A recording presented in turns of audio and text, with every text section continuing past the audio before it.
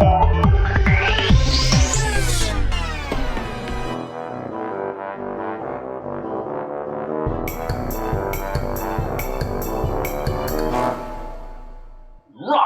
Biite! Hello and welcome to the Saladcast on Sunday the 13th of March 2016. I'm your host Dan Train. Joining me today, Zachary Burgess. Woo, it's season whatever, except we haven't got a theme tune. And Robert Kemp. Oh my goodness! That's a hint of my theme song. Except it's not. It's not even in production yet. No. It's a brand new theme song, which we're going to pressure Rob into making in too short a time, considering it's going to be around for like a year. Do we need a style? Yeah, what do you want? Do you have any genre suggestions? So what have we had so far? Electro swing, but I reckon that's going to be pretty difficult for me to pull off. Well, are we sticking to the for the original Happy Salad tune for inspiration still? Well, yeah, it's the theme tune. That is the plan. Although as loose as I follow that each time, but it's getting pretty loose, but that's cool. The last one was bringing it back, man. By your requirements. That's true. It was. Maybe we'll go off-piste again. Under corporate commission. On the Happy Salad conglomerate. Well, we've done dubstep, but yours dubstep period has not ended. It is continuing. No, we can always redub. Double down on the dub. I don't think I've done a drum and bass version yet. That's true. What, like with a heavy breakbeat on it? Well, yeah, something a bit up tempo. Sounds good. Can't wait to hear it. I haven't done that yet. So the reason we're going to have a new theme tune is because it's a new season of the Saladcast, season 7, I guess. Is that right? Yes, that is correct. 6 complete years done. What the hell are we doing? Well, you're about to find out, listeners. Complete. Do we need to mix things up a bit for season 7? What are we going to do? What are you suggesting? What would you this time it's personal. Well, in fairness, quite a lot of the intro sequences to all of our sound intro sequences, first section. The first section the of the cast section is quite a personal section. It's a personal affair. It's a family affair. Well, it's a not yet. I haven't had kids yet. Affair. Mm-hmm. When was the last time you checked the email? Like yesterday. Oh, okay. I was just making sure. Just making sure we haven't had any stealth emails coming in. You have an email? I didn't even know. We don't read it out. I know, because we've only ever had... Actually, in fairness, the only emails we've ever got are people discovering it's like, oh yeah, you're those guys from Collision Software and yeah. Because we make such chance you can get that games. stuff working again. And it's like, well, no, because it's impossible. Yeah. You have to make new crazy games. The new Metabreed. I can't remember. We had a plan for that, but I can't remember what we were going to do. There's a lot of complicated stuff. I think we were going to start perhaps toying with Unity, and I don't know if we actually came up with a game concept, like how we'd actually refine the rules into something like game-like rather than. Well, I think the fuck of peacock noises. I think we just wanted to. I reckon Metabreed would work on a touchscreen. I think that was the idea, wasn't it, or some form of it. Well, breakout games generally can, but can do, yeah. But Metabreed is the king of stupid breakout games. Well, there's nothing to break out of. Exactly. It's broken free of the whole breakout restraints. Yeah, I think we needed some way of maintaining the bounces, but then making it so you can't just jam everything in a corner and get infinite breeds. And yes, we discussed that at length. Yeah. It's complicated. Game design, not so easy. Not complicated. Yes, we proved that time and time again. But we've talked about this many a time. Yep. Question is, what's new? I've remembered. I told Rob this story last week in order to make me remember it this week because I'd forgotten to say it, tell it on the podcast like 3 times in a row, and it's worked. I've remembered. So I guess I'm telling Dan now because Rob's already heard this. But here's my random segment for this week: is more fun with weird emails and logins. Oh yes, the ongoing saga of Zach's my weird problems. Security issues. Okay. So this one was slightly less of a security issue, I guess, except it sort of is, you could say. But so I discovered I have 2 Amazon accounts, and that's not necessarily unusual, I guess. You know, Right. you can have multiple accounts on various websites if you wanted. You can accidentally create. Most people have more than one email address from somewhere. Well, right? most people have more than one email address for a reason. Yeah. Like even I have 3. Really? Yes. What reason do you have? I needed multiple email addresses. Okay. Alting games, probably. Like, some people with their alt account on Steam. Yeah, probably. Except not Steam. I only have one Steam account. Well, no, actually, that's not true. I actually have 2. Great. So anyway, I discovered I have 2 Amazon accounts. But I discovered it by the ridiculous method of... So I was trying to log into my Amazon account because I had an order, and I wanted to check, like, order tracking or whatever. And I forgot my password. And Amazon uses your email address as your login name, or username, whatever you want to call it. Yeah. So I put in my email address, and then I forgot my password. So I was just like, I'll just start putting in any of my usual passwords until one of them works, as is the standard procedure. So I was putting in random emails, and it logged in, and I was like, okay. So I went and look at the order page, and there was nothing there. And I was like, what? Where's my order? And then I went and looked at the order history, and there was nothing there for like 4 years. And I was like, hang on a minute. So it's like, then I realized that this was a really old Amazon account that I hadn't used in ages, and I must have at some point forgotten I had it and made a new one. But the ridiculous thing about it is that both these Amazon accounts are linked to the same email address.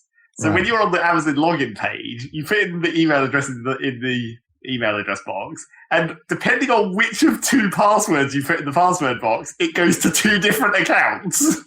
Wow, okay. That is so weird. That's quite strange.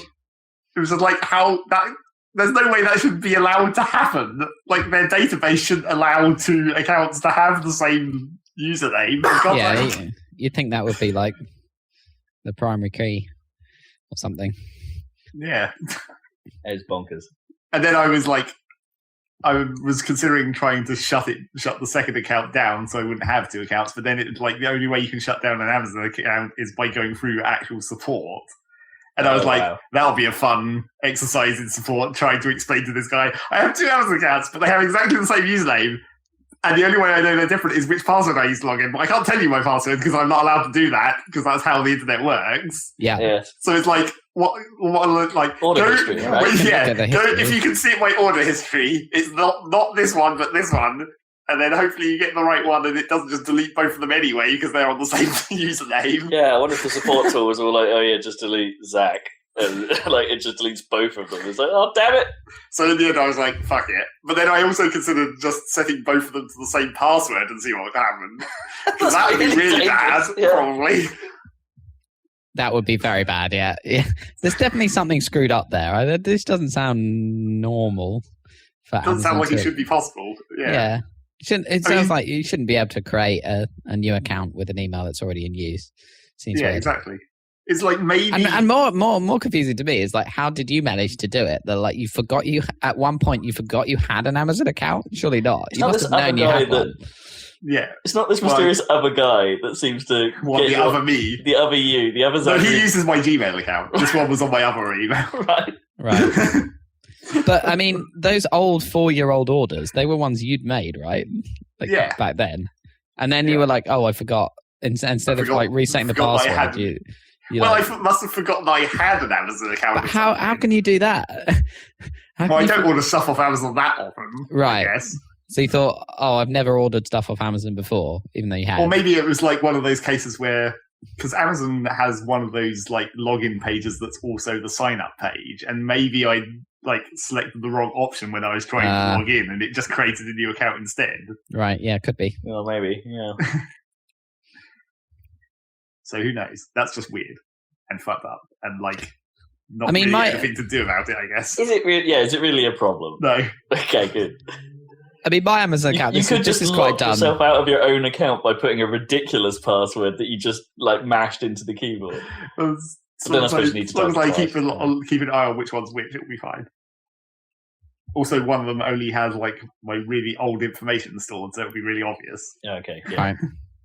You know how they ask you to put your name as it appears on the card or whatever? Yeah. And you know what they write on the card seems to be totally random. Like my one has 2 but not all of my initials on my bank card, and it's different on my credit card. Anyway, my bank card says Mr. DF Train, right? So, and sometimes really be saying this on air. I don't know. Is that a security risk right there? What? That my name isn't that terrible? Yeah. Yeah, that's my name. Anyway, you don't know the number or any of that shit. Or the security number or anything. But anyway, so I'm sure at some point when I was signing up for Amazon, it was like name as appears on the card. And I'm like, oh, okay, DF Train. And now when I log into Amazon, it says, hello, D. Yeah, mine does that as well. Mine says hello, R. Yeah. It's like, surely it could fix that. I don't know. What's going on, R? I don't know, A. How's it hanging? The only place that happens to me for some reason is one of my Google Gmail accounts just has Z. And I'm like, why does it even do that? And another thing that I've noticed about my Gmail accounts is sometimes I'm using Pigeon for messaging because they shut down Google Call, but the protocol still works. Oh yeah. So I'm using Pigeon to log into my Gmail to use the Google Talk protocol for it. And sometimes that just randomly forgets that I have a username, and sometimes it doesn't. Like sometimes when I'm typing, it just says my email address, and sometimes it says my name, and I'm like, why is it doing that? It just randomly forgets. Well, yeah, the initial thing in Google, like I'm assuming you're talking about your little circle in the top right? Yeah, that's just the absence of having a profile picture. Because obviously my account has my face. Yes. And also on my Windows phone, you've probably noticed this, or maybe you haven't noticed this, but on Windows 10 at least, on all the contacts, any contact you have that doesn't have a face on it, they put exactly the same as the Google one. They put a circle up with the initials, right, instead of a profile picture. But yeah, at least one of my Google accounts mostly just says Z a lot of the time. Actually, one of my Hotmail accounts does as well. But that's because there's no other information in there. That's actually because I didn't put the information in. And it's just like, Z. It's the first letter of your email address. I guess that'll do. Legit. Yep. So yeah, accounts, sometimes. That's weird. They should sort that out. Well, it's so weird that you think that there's no way they couldn't have already noticed. But then again, I do have the mystery guy who keeps using my Gmail account because apparently he thinks that's his email. So it's like, what? How? What, you think you're not using your Gmail account, but actually just having stuff sent to it? Yeah, it's just like, how does he ever activate anything when all the activation emails come to my account? I was about to say, you just clicking through all the activations. No. Going, yeah, sure, let's let this go in. Apart from the ones where it's just like, where I'm just like, well, he set up a fucking not an Origin. He set up a Ubisoft account. Uplay. And I was just like, well, I'll go in there and just change the password, and then maybe he'll notice that he's retarded. What? You managed to game what? Because it sent you the password? Well, no, it's because he set up the account, and it just sends a default password or whatever initially. And I was just like, oh, well, I'll just go in there and change it to a password. And I was like, well, this is dumb. I've got a Uplay account now, I guess. Nice. Oh, that's pretty funny.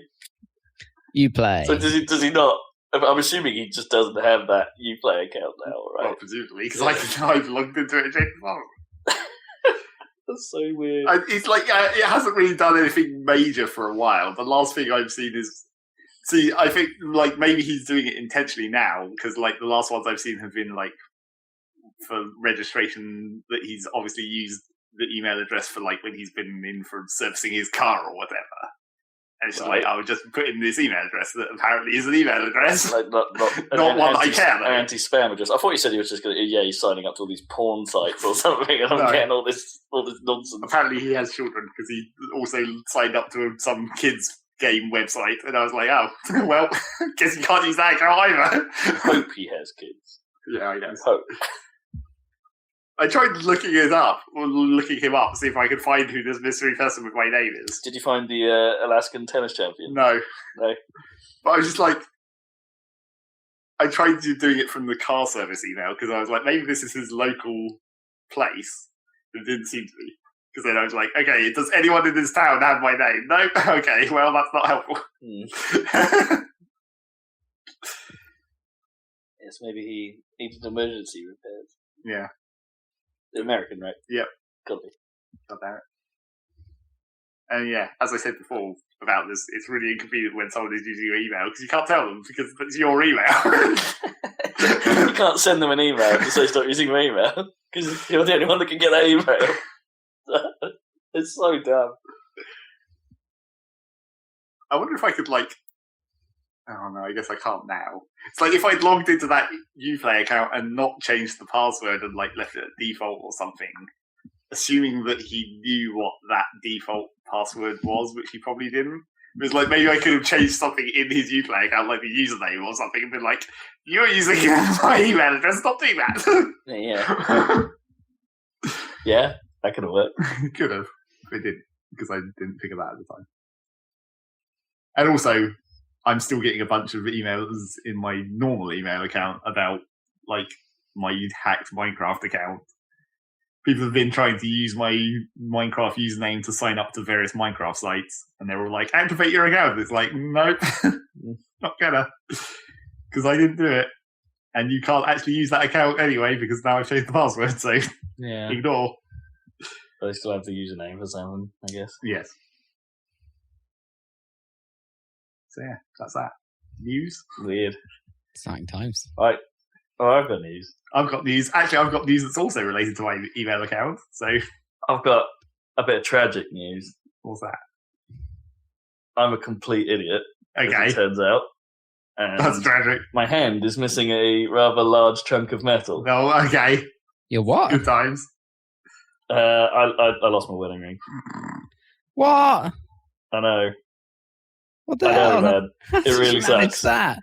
That's the worst. But this is the thing. I have absolutely no idea what happened to it. Well, you take it off sometimes. I do take it off. Because normally you take it off when you're at your desk. But I only really take it. I only take it off at home, and I'll put it on or when I'm working. Like if I'm doing it, normally I take it off when I'm doing a lot of typing because it makes my finger really uncomfortable after a while. Yeah. So I thought I'd done that for all of Thursday. Pretty much when I was working, and then after I got off the phone, I suddenly looked at my hand and went, "Oh bloody hell, where is it?" I thought it was on my hand, and we've gutted the house and just turned it upside down. We just cannot find it. We've got no idea what has happened to it. What the hell, man? It sucks. It sucks real bad. Oh, that's terrible. Checking the vacuum cleaner. Yeah, we don't vacuum clean that often. It's like but that's still. But yes, yeah. Well, you kind of notice, wouldn't you? It was a pretty chunky ring. It would have gone Hoover sounded like a coin. Would have sounded like a coin, probably. Just hoovering a coin, yeah, that would have been pretty noticeable anyway. Well, yeah, but that doesn't necessarily mean you wouldn't have just not checked. I'd have checked if I'd been hoovering a coin. It'd be like, that's a freaking coin! I want my coin! You want your 1p? Damn right! Okay. Oh man, it's not gone down the sink or that classic ones. Well, I don't know. This is the thing because it can't have just fallen off my hand because it's never done that, and I could fling it around like a crazy person. What if it slipped off when you were running, when you were all sweaty? It's like the sweat lubricated it. I'm pretty sure I had it because I haven't run for a while. Yesterday was the first time I went back to running, and I lost it Thursday, and it's Saturday was the last run. So just in case you're listening to this podcast at a later date. I hadn't run for a good week and a half before that because of screwing up my ankles after the last few runs I did. So yeah, it definitely hasn't fallen off running. What about gardening? So much gardening going on. Well, you've been out there recently. Relatively. Probably not since Thursday. Well, no, yeah, there are plenty of. So I've checked that out as well because I did have to go into the garden. I did actually have to go into the garden on that Thursday to throw a ball over the fence. Yeah. And it's but then I just can't see the ball ripping it off my finger. Not without you noticing that. Yeah, exactly. Just seeing this ball and this ring flying through the air. So yeah, I checked the garden out. I bet a cat's fucking eating it or something. Okay. But then that doesn't seem like it's quite a big ring. The cat wouldn't even try. Well, the cat might try. Yeah. The cat might actually eat it, but But then it would be very uncomfortable and coughing everywhere. I don't imagine you can shat that out particularly easily. No. So yeah, it really sucks. I haven't been that upset in quite a while. No. Like for a very, very long time. I don't really get shaken by much, but yeah, that would really that sucked. Yeah, that does suck. And Gnome, bless her, has been real good about it. She's less fussed than I was, but they're still like, what are we going to do about it? It's like, I don't know. See, now I'm in that place where it's like, if I did get another one, it's like, well, it's not the one. Right. And also, secondly, it's like, I'm going to bloody lose it again, aren't I? Or you'll get a new one and then just find the first one again. Yeah. Immediately. Yeah. That's what I'm worried about. Yeah, it's like, you need to wait like a month or something just to be on the safe side. Because I know quite a lot of people who have lost their wedding rings, and it's like, really? But at least half of them have then found them after a considerable length of time has passed. Yep. So I don't know what the bloody hell to do at this point. Like, I'll probably wait until Japan's out of the way. Right. That's probably not a bad idea. Yeah. So you don't lose it in Japan. Yeah, it'd be really difficult to find. I know on attract those. I know on attract those pandas with a taste for palladium. Yeah, exactly. Palladium pandas. I think pandas are in China. I don't know about palladium pandas. I don't think there's any Japanese pandas. Red pandas? No, maybe. Still China, I think. No. Okay. They're not even red. Right. They're not Lady even bears. Do they have bears? Japan has bears. You sure? Yes. Okay. I didn't even know that. Do they? Yeah, you monkeys sure? Too. Yeah, they do have monkeys Yes. in the south, right? I think. They right. definitely have bears. Nope. I'm pretty certain they have bears. Okay, I'm not even sure. I'm sorry. I have to Google that shit. I mean, Japanese bears. There was a BBC program about Japan not that long ago, and they had, well stuff be about right. monkeys and bears. There's some guy trying to save the bears, effectively, get them out of places they shouldn't be, by tranking them and putting them in the back of his car. He seemed like a nutcase. There you go. He didn't even have a particularly secure car, which is like the back of a estate. That's awesome. There are Japanese bears. Okay. Brown bears. Only in Hokkaido. Damn straight. Bears. So yeah, that happened. I did get a 3DS though. Oh really? On the plus side, I did get Japan trip. I did get a 3DS, and I also scratched the fuck out of it already. I job. don't quite know how I did that either. I've been very careful. There's like a little permanent ding on the top of it, and it's like, damn it! Well, at least it's on the screen. Yeah, it's not anywhere on the screen. The screens are still good. Yeah, I just screwed up the case. Is that a new 3DS XL or something? A new 3DS XL.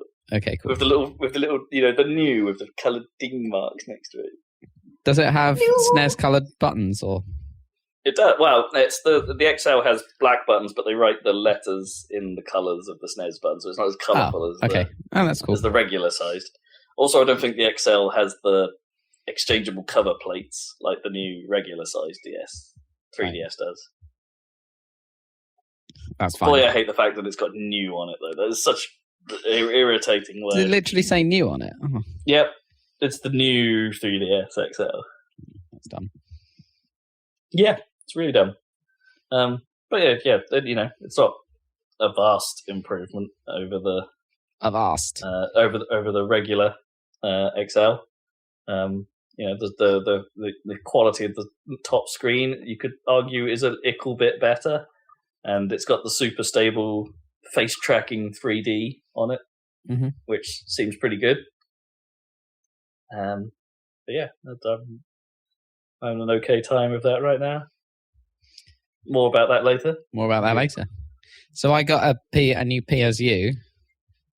Oh yes, to solve your the fact that you weren't on the last cast. Hopefully, bloody solve it. I don't know. I put it in last weekend, and it didn't work at first, but then it started working. Do you ever get that? For fuck's maybe sake. It needed to warm up. I don't know. Yeah, maybe. Anyway, it started working, so it's fine now. And I haven't had any problems since. But I did get a blue screen of death today, a couple of hours ago. But I don't know if I was out of the rooms, so I came back and it was blue screened, and I think it might just be a standard driver issue blue screen rather than one of my power issues. Okay, I'm hoping anyway. But the problem is that my sound card no longer works with the new power supply, and I don't know why. Oh, weird. Which is really weird. I don't know if I probably like knocked it or broke it somehow. I don't think so because I've been careful, but my case is so old that the cards don't really like sit properly in the, like they plug into the motherboard, but then the actual slots, you know, along the back, the screws are all coming loose and stuff. And I don't know. I think I might have knocked it or something. But anyway, the sound card takes Molex power. It's the only thing in my case that takes Molex power now because everything else takes the new.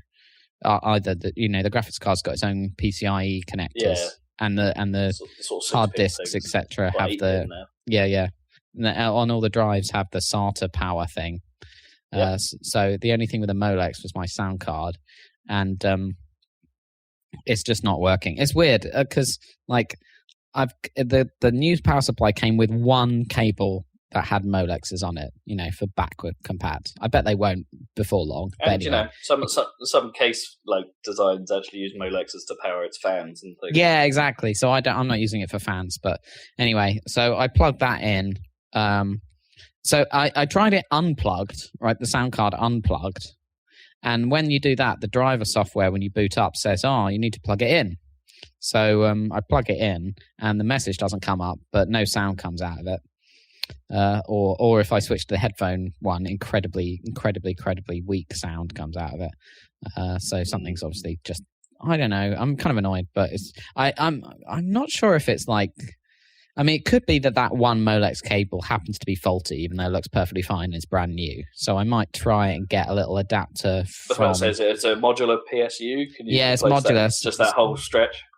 Yeah, so I've only got that one cable, but I can plug it into different sockets in the PSU as well. So that I tried that, doesn't help. And what I might do is get a little converter between SATA power and Molex and try daisy chaining off one of the SATA power lines. But I'm wondering if it's a power. I'm wondering if, I mean, I can't remember any electronics, but I think this power supply like it only gives power to things that it knows wants it or something. Do you know what I mean? Like it only I think it detects if its power is being drawn or something, and then starts supplying the voltage. I don't know. I think it's trying to be. I don't know how you can efficient. do that over Molex though. No, exactly. So I'm wondering if there's just some problem where it's not drawing power properly from my new power supply.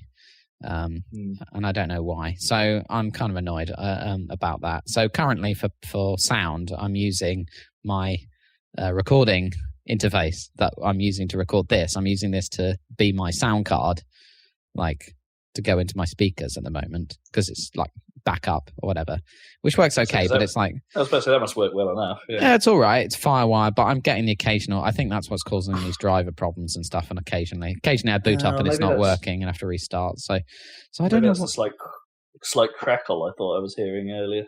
Maybe I don't know. Because usually I have two sources, and now I'm only using this. But I've, for the purpose of this podcast, I've disconnected the speakers completely. But and I'm just going into my headphones. But anyway, but that's kind of annoying, and I don't want that to. But then I'm thinking, and then I thought, maybe I'll get a new sound card or whatever. But the sound card I got was like the highest end sound card I could find that would fit in the case because I plug straight into my hi-fi equipment, even though it's like old and it's my dad's basically. It sounds pretty good, and so I want a nice. That's why I don't just plug straight into the motherboard because the that's a bit noisy, and I mean it's fine for noise. Yeah, exactly. So I quite like having a nice sound card. So I was thinking, maybe I'll replace that. So I started looking into it, but now I'm heading into like hi-fi territory. I think because I think what I'm looking at. I'm not sure. I need to get people's advice. I think, but you can get DACs, USB DACs. And I think that's what I want. So it's a breakout box, like it's a small box, and you plug it in via USB. It's like the recording interface, but all it does is do output for hi-fi, and it does all of the. That's basically an external sound card, isn't it? Yeah, basically that's what it is. But they are offered by hi-fi manufacturers as well as it's not just Asus. You can get one from like Cambridge Audio or one I was looking at was from Arcam. And anyway, and that'll do the digital audio conversion in the box, and they do things like they have their own clock separate from the computer CPU clock, so which is good it avoids the jitter and stuff. Apparently, I don't know. It's all audiophile stuff basically. But since I have an audio, I've got a power amplifier and Bose speakers that are quite nice. I thought, well, I might as well. So I'm looking at that. But then that starts to get into like £300-400 territory sort of stuff. Yeah, you're talking buddies at that point. Yeah, at that point. And I was wondering, some of them have, but most of them, I mean, the one I'm looking at, even though the reviews are really good, it doesn't have any kind of, because it's not really a preamp, it doesn't have a volume control on it. It's just a box with an input select. You know, you can switch to like coax inputs. So you can use it for a bit like your, not nearly as complicated because it's not surround sound. It only has stereo out. But you could use it for your games console Skybox. or whatever. Skybox or whatever. Yeah, that kind of thing. Or digital, whatever the digital, optical thingy-majiggy. Anyway, but I'd probably just use USB. So I need to go and talk to them and be like, is this really like a sound card? Can I use this instead of a sound card? Just use USB? And then will it work fine? And can I control the volume with the Windows volume? Will that you must work? be able to. Yeah, that's what I'm guessing. Yeah. So I'm guessing that's how it works, but I need to look into it a bit before I go spending loads of money just because something happened to break for no reason. Yeah. So anyway, that's the current situation. So PC seems stabler, but it's hard to tell. Oh, I should have said I had some legitimate kitchen bitching as well. Really? Oh. Zach, you may have noticed already, but the tap in the kitchen is now no longer the same tap as it once was. Well, I saw last week there was some washers lying around, and I was like, "Oh, this is going to be fun." Yeah, so we had a proper leaky tap, and we tried to fix it ourselves. Yeah, as you would. So we looked up all these videos online, and we were like, "Right, how are we supposed to detach this? Like, we know exactly what bit is leaking and what the reason probably is, like a worn O-ring somewhere or a cracked O-ring." Or a washer somewhere that needs replacing, but we need to get in there and have a look. So basically, all these online guides are basically right. And you need to be able to take off. We've got one of those like mixers that's got like two rotary sort of little taps at the bottom. It was, and then like one and the classic-y sort of looking. I don't know what you call it. Like the actual mix, the actual tap bit, the bit where the water comes out. You know, the arm of water, like that you swivel coming off the top. And they're like, yeah, just swivel it round. And you wiggle it a bit and lift it up and it'll come right off. And sure enough, it did, but we couldn't detach it completely. It's sort of like it came out and came upwards, but we couldn't actually get it to detach from the pipework and stuff, so we couldn't lift it very far. And we faffed around a bit for a while, so we can't get the O-ring around it. It's like, we can't change the washer when it's like this. And we looked at it for ages and eventually sort of gave up. But then found we couldn't get it all the way back. Long story short, we broke it. It made the problem a lot worse. You maybe broke it. And we broke it. Like after once we actually got around to replacing it and putting a new tap on it, it's like, yeah, the little bit of metal that was actually holding it in place was like tin foil. It was like wafer thin. And I basically just shattered it trying to lift this thing out. So yeah, I broke my kitchen plumbing by attempting to fix it. Are you absolutely sure your wedding ring isn't in the plumbing? Anyway. Because that's a classic sitcom thing, isn't it? Oh yeah, but I don't would have had to have lost that like a week ago, way longer ago, which is entirely plausible because my memory is rubbish and I can't remember nothing about when I actually last absolutely had it. Kitchen bitchin'. Rob thinks. Okay. Yeah. Cool. Is that the random section? Okay. I think I might be the random section. Yeah. The news. I've got semi-random news that happened to be in my email. Is this more vague news? No, because we've been really good at that recently. Yeah, I know. It's actual news, but it's like not something that I've personally experienced, I guess. It's just from this email. Should I do a quick corrections first, though? Okay. Should we get the corrections column out? Just be corrections of the vague news or just general corrections? It's not exactly a correction, because we weren't 100% wrong. Okay. But just to clarify, Keith David is not voicing the Arbiter in the KI3 version of him. What do you mean, we? That was you. That was nothing to do with me. Well... Yeah, okay, sure. Corrections column for us collectively as the Saladcast, purveyor of false news. Yep. Well, in my defence, I didn't actually say he was 100% doing it, but I just sort of assumed he would because he's the arbiter. Right. But that would be such like a minor thing to do, like free hit noises or whatever. What? So it's not Keith David. He probably won't even say words necessarily. They could probably get away with it.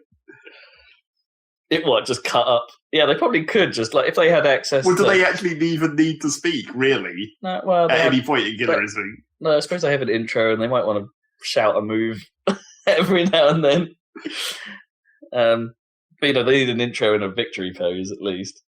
Do those necessarily have to have talking? Depends if they're giving Arbiter a storyline, right? Yeah, exactly. And maybe there'd be more to it there. But yeah, can't they just rip all the audio from Halo? Can't they just get like... Well, no, probably not, because that's probably shit quality at this point. Not from like Halo 3 upwards, it would be fine. Oh, well, maybe.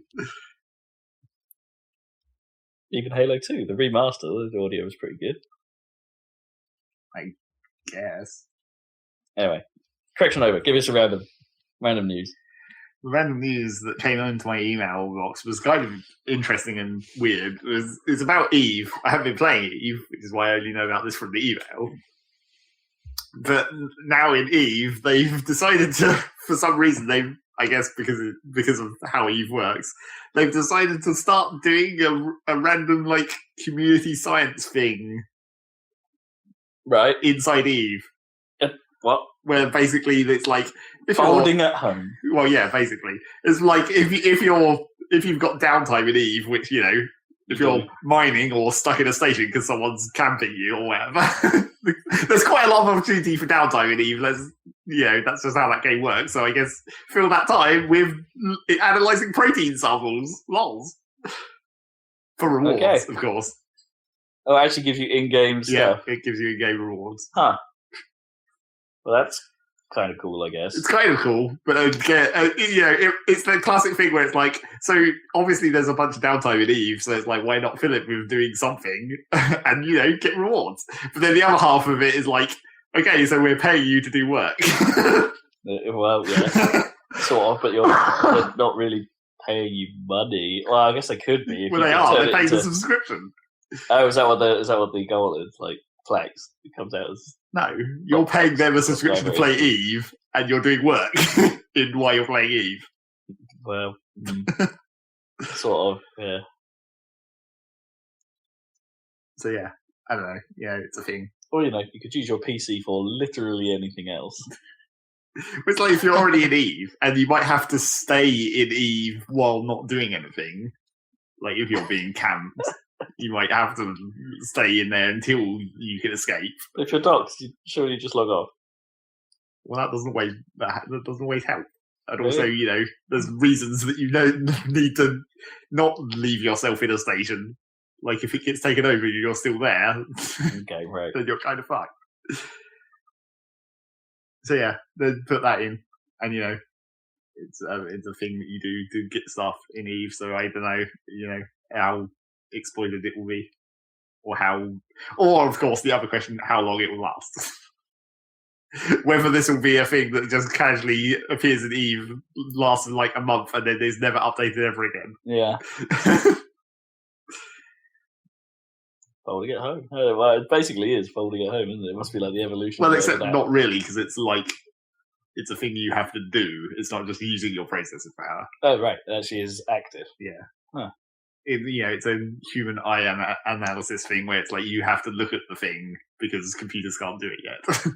Yeah, weird. It was like whatever that other one was because the BBC did that for their stargazing, didn't they? Where they were doing a galaxy analysis. It's like, does this galaxy look weird?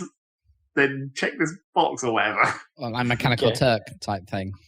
Yeah. Where they give you a tiny bit of money for you just get pictures and you just try and analyse it. Because computers can't. Well, they're getting there. I mean, Google's got that thing of being like finding the dogness in this photo and magnifying it. You saw that thing. Right? I'm not sure that's necessarily what the lucid dream is, or whatever it's called. Yeah, the deep dream or whatever it is. Yeah, but that's where it came from. It's like it finds the dogginess or the catness. I can't remember which one it was, and then it magnifies it. Well, then it just makes like animals out of everything, right? It looks at a donut and turns it into a giant Dachshund or something like.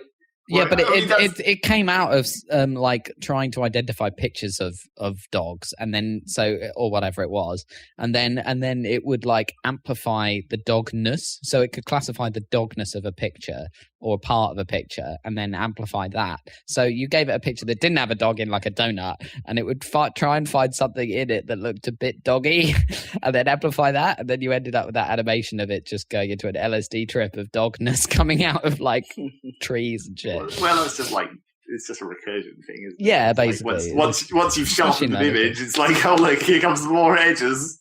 Sharpen those some more. Yeah, kind of. Same effect, basically. Yep. It was weird stuff. I saw there was a comment on Hacker News that somebody highlighted, which was like talking about computer vision and how hard it is to do this problem. And it was going, oh man, I had all this trouble with this problem. And then he put source. I worked on something that software that took Facebook profile pictures and classified whether the person was fat or not in order to target advertising. Wow. Yeah. It was like, whoa. They really do that. They go fat, not fat, fat with a computer.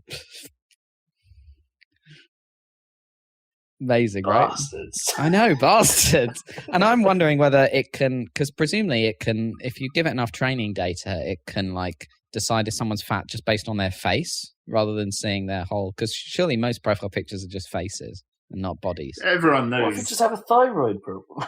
Everyone knows that like face profile pictures always make you look fat just because of the weird angles that you take them. Yeah, well, that would be like a false negative. You don't want to target the fat pills to people who aren't fat. What does it have to look at all of your profile pictures and then make some sort of average out of that? Oh, he looks quite good there. Oh, he's a little chunky there. And like, how long ago was this picture? Did he actually get fit in the last? Yeah. Does it look at the last several years or something and notice a trend in fat size? Well, obviously that was all there was to it, and people were like, "Whoa." Yeah. That's creepy as hell. But yeah. Wouldn't it just be easier to analyze like the Facebook posts and just look for like fat people who mention bad food a lot? Yeah. This guy talks about pizza all the time. Yeah, who's posting pictures of hamburgers? Well, I think that's it, isn't it? That's the traditional way to do it. And this is presumably some companies got an idea that this will give them an edge because it will let them target people who don't talk about how fat they are.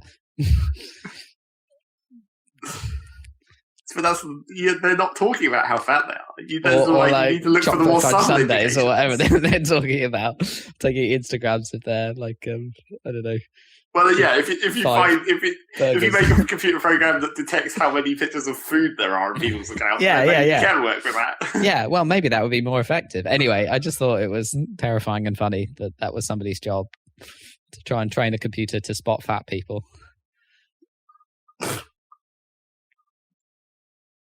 You just want to walk around town with that computer and a loudspeaker. And a tuba. Yes, absolutely. My computer has designated you as fat, so I apologize in advance. Oh dear. More news. All right, I got some semi-missed news. That was sort of it was happening around like last podcast time that I just wasn't paying quite enough attention to. Okay.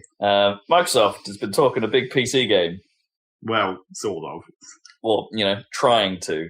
Well, actually, it was more like trying not to, but everyone focused on that one bit.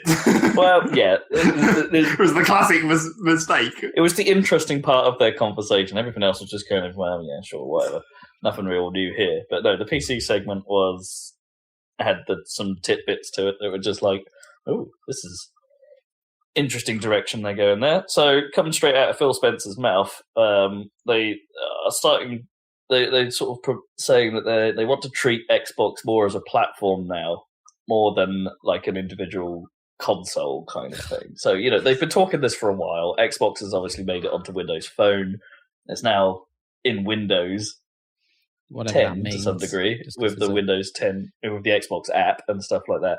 But now like the games that will launch as on the Windows Store as universal apps are apparently part of the Xbox platform. So there's full-on Xbox achievements attached to it, and all that jazz, which isn't too surprising coming off the back. I think we mentioned this before that Quantum Break's now getting a PC version and stuff. Right? Yeah, and it's and it's going to be on the Universal App Store. And apparently there are quite a few technical problems with Universal App Store right now. Apparently it's kind of fucked. Yeah.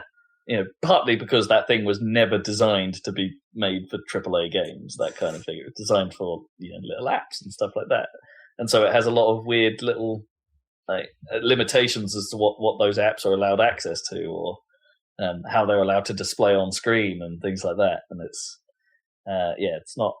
it's a bit of a nightmare. And I don't know if when the Gears of War Ultimate Edition came out recently, and apparently is a technical mess, just doesn't really work at all on PC, or has very varying. It's one of those games where it's your mileage will vary for no reason at all, based on your if you have good hardware, you could have a terrible experience with that game, and yet someone with lesser hardware could be absolutely fine.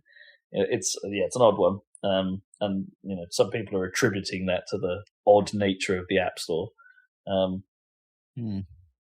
Doesn't seem like the App Store would affect it. It's probably more just the game's badly ported or whatever. Mate, that's probably true too.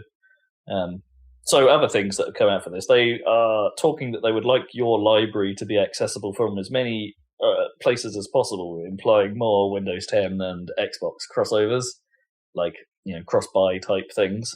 And now that the Xbox hardware is Windows 10, they also have been sort of implying, although they didn't outright say it, that they want to accelerate the Xbox's hardware life cycle, so they're shorter cycles, but make every subsequent Xbox backwards compatible, because they no longer have to mess with the architecture too much.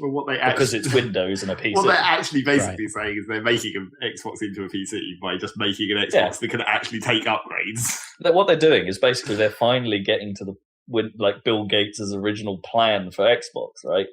A PC in every media center. Yeah, they're getting there. It's taken them 20 years. Yeah, by a retardedly roundabout route. Yeah. Where it was just if you just pushed PCs originally, if you'd done Steam boxes at the time, essentially. Yeah. If you just said, here's a PC that's very specifically designed to be like a console that sits under your TV. It's odd, isn't it? Because they've actually been sort of hitting the right. The technology to do the stuff has been there for a good decade. Yeah. And Microsoft had pretty good implementations of it a decade ago. It's just that they weren't really adopted by any major networks and major broadcasters, and it never got the support from both sides of the equation. Consumers weren't that interested, and broadcasters and stuff weren't that interested. Set-top box providers weren't interested, so it kind of didn't go anywhere. I think BT Vision might have been the only thing that got Microsoft branded, got Microsoft technology in their set-top box that I can think of. And that was not the same thing at all. So yeah, they're getting there. Interesting. I mean, and on the other side, I got all excited. Sorry, Karen. Just on the PC side, I think that I don't know, it's getting a bit late now, but I think Microsoft has the best chance of anyone to really compete with Steam. If they wanted to do that, they could use the Xbox brand and they could actually do it. Whereas I don't think EA's Origin ever had stood a chance because it was single publisher and good old games, etc. I think Steam is getting it's a bit monopolistic, really. Not great as Valve is and stuff. One platform. Well, Microsoft does have some leverage in that, if it's bringing its Xbox exclusive games to Windows 10 store only, and that's the only place you can get them on PC, then that's true. That gives them some weight, right? But no one likes that shit. That's their draw. It's all very well having exclusives on consoles, but when the exclusive is purely on the platform on the same freaking hardware, it starts to get a bit I don't know. That doesn't. Exactly. That's why Origin and Uplay are shitty, because it's like, oh, now I have to have this thing that will only run things from this specific company. I mean, even though Microsoft makes Windows and basically runs your PC anyway, you don't think of them as being one of those companies. Well, it's a business. It's a good, I get the business reasons, like the reasons why Origin and Uplay exist, and I don't necessarily. They're not as convenient, obviously, but I don't have a problem with those things existing. It makes sense why they. But for Microsoft, they could do something else. Like, I think they could compete with Steam on its own terms and be open and any PC game, come to our platform and we'll give you these extras on top and these it absolutely SDKs. Makes sense. And they they control the graphics APIs and stuff, so they could use that to push those. And I think they would be in a strong position. They're way behind Steam at this point. But they could do that. But this isn't what this is about, I suppose. No, but as I say, the problem right now is that they're trying to do. They are trying to get there, but they're trying to do it within Windows Store framework, which. I can see why they're doing it, right? They want a single storefront. They want, but the problem they are having, and this is to a lesser extent the same problem that Apple has, is that a single storefront doesn't necessarily work when you've got many devices that could all do different things. Like, how do you make sure that the store is only showing you what's relevant to your device? Yeah. That kind of thing. I mean, the App Store on iOS is. Obviously, it's hugely successful and it's great. Sure, it's fine. I don't like it personally, but it works. But the App Store on Mac is a nightmare. I haven't seen any kind of App Store on on a non-mobile device that I like better than just downloading installers off the internet. There's no real advantages. The Apple App Store is. It's clearly the best. The Mac App Store, though, I mean, is not good. It's no good. And the Windows Store on Windows 10 is probably better for all I know, but I don't know because I just download installers. I was about to say, it's absolutely fine, but it's like that's just not how I use my PC. Yeah, I don't go to the App Store. But you do with Steam.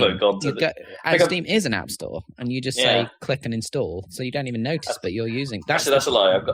I've gone to the App Store twice. Once to get a utility for my band, and once to get awesome lock screen, so I get Bing images on my on my login screen. But you only went there because they were the only places you could get those. Yep. Yeah. Whereas Steam is it's an app store. It is an app store. That's basically what it is. It has extra features on top, I suppose. But you go there first for games, and you don't go to the game's website to download the store. Well, sometimes. Depends. Sometimes you go to Amazon and download a digital copy. Sometimes you go to Amazon and buy it, and it's a Steam code. It's a Steam thing. Yeah. So that's fine too. Yeah, I mean, I don't want to shit on Steam because I think it is great, and it actually puts me off if a game isn't available on Steam, which is dumb. Yeah. But that's what Microsoft, I think, should be competing. There should be a competitor basically because it's not very good when there's one. The thing about Steam, though, I think, compared to a lot of these other ones, well, maybe not most of them, but when you think of it compared to app stores, is I guess it's just because it's on PC. But when you look at Steam, it's you can always go to the folder and look at the physical files, and there's the exe file there, and it's sometimes you can even run that directly, and Steam will let you do it. But that way, it just seems less of a of a mystery wrapper thing around everything. But most people don't do that. And if you use the Windows 10 store, you probably find the same thing. There's probably an exe file somewhere. Well, is there? No, I reckon that'll be way more locked down. Yeah, I would imagine it will probably be. Yeah, but if it's Gears of War or whatever, that probably has an exe file somewhere. Oh, it probably ultimately lands on an exe, right? But it'll be tied to Windows in a way that launching that exe, Windows probably knows that that's a universal app, and therefore, Or it will be wrapped up in some overarching file, just basically a giant zip at some point. Maybe. It's you can't access it. Yeah. I get your point though, Zach. I mean, yeah, true. And that's why you can still mod stuff in Steam, I guess, because at some point it's just files. Yeah, it's just a game. Yeah, there have been a few Steam games that are weirdly DRM free, aren't they? Yeah. If you muck around with it, it doesn't even take that much to muck around. You can probably just launch the exe in quite a few cases, and it just goes. Yeah, that is true. Sure. Because the thing is with the Mac, which if you install stuff off the internet, like say you don't use the Mac App Store and you just download, it's like Xcopy install. There's no like install wizards or something. You just copy the files into the directory and double click on them and they run. Yeah, there's no registry nonsense. There's no side by side. There's not really any registry nonsense in Windows any longer. Oh, I don't know. In my line of work, there's still a lot of that. Yes, but you're using really old Windows stuff in your line of work. Kinda, yeah. Mm. The only thing that the only thing that I've ever done in registry on my current computer, which is like 4 or 5 years old at this point, is reset the MRC timer. Because MRC has a nagware, but it's tied to a registry, so you just delete it, and it resets the timer. But I think the last non-worky thing I did in the registry was there's a trick where if you've got Java on your PC for whatever reason, and it comes up with the updater, it had the wizard always has one of those pages like, oh, do you want this bullshit to be installed with it? Like, oh, how about the Ask toolbar? Yeah. You like that? It's like, no, there's a registry hack. You can just go to the options and turn it off there. That never worked for me. Every update, it always just said, "Hey, do you want some stuff?" And I'd fallen foul of like just nexting through it, forgetting that was there, and it'd be like, "Oh crap! Now I've got all this stuff I need to uninstall." So there's a registry hack to just make that stuff never appear. So, Zach, have you used MIRC nearly 24 hours a day, 7 days a week for 10 years and not paid for it? I wouldn't say used. Okay, run, I should say. Yeah. But it is only nagware. It's not... Yeah. It's just inconvenient. It's not, like, illegal. Yeah. No, it's not illegal. I'm just saying, how much would it really cost to, like, throw them? Well, I bought MIRC stats, so, Okay. I'll pay half of it. How much is it for, like, MIRC to I don't even know. Nagware? Like the really annoying the nagware part of MIRC is not actually necessarily the box that appears when you launch the program that's nagware. The annoying thing is that occasionally when it reconnects, it pops up a web browser on the buy page, and that can sometimes cause whatever else fuck you're doing to get minimized. And I'm like, fuck, that's annoying. But that only happens if you reconnect. So providing my internet's stable, doesn't happen. That's generally the primary reason I change virus checker, is when it gets too daggy. Yeah, exactly. It's like, nope, I've had enough of you. I'm moving to someone that doesn't get in my face. Yep. Even though yeah. Although then when you research later, it's like, oh no, the one I'm using probably has the highest CPU hit of all of them. Bugger, I might need to change again. I've been having problems with fucking Windows Update again. Oh man, so have we at work. You have again. This is another your fucking weird work problems. Hey, Windows 7 can basically screw up its own logging engine thanks to Windows updates and start creating gigabytes upon gigabytes of log files that never compress down or get deleted. Great. Until your hard disk. That's a fun one. Yeah, hard disk's filled up on a lot of our hardware. In my case, Windows Update just randomly starts doing shit in the background using 25% of the CPU. Spread across all the CPUs, which is nice at least. So it's not just maxing one of them. Yes. But like, it sits there and does something silently in the background for fucking ages. And like, eventually I just was like, well, I guess I'll just use my 3DS for a while and see what happens. And eventually it goes away. And it's just like... It's not indexing, is it? No, because it's specifically Windows Update, because it's like I ran Resource Monitor and I was like, let's see what's doing this, and it's like, oh, it's Windows Update sitting there at 25% CPU forever, and like if you can stop the process and like then it goes away, of course, and then you can restart the process, and sometimes it doesn't start doing it again, whatever it's doing. Did you know Windows Update can do things to Internet Explorer without you expressly saying, please install updates now, to the point where it can screw up Internet Explorer's JavaScript execution capabilities? No, Yay! Who uses Internet Explorer? Well, I'm forced to. Yeah, I'm forced to. So, and then the other trouble I had with Windows Update was when it started doing that, I was like, well, maybe it wants to update.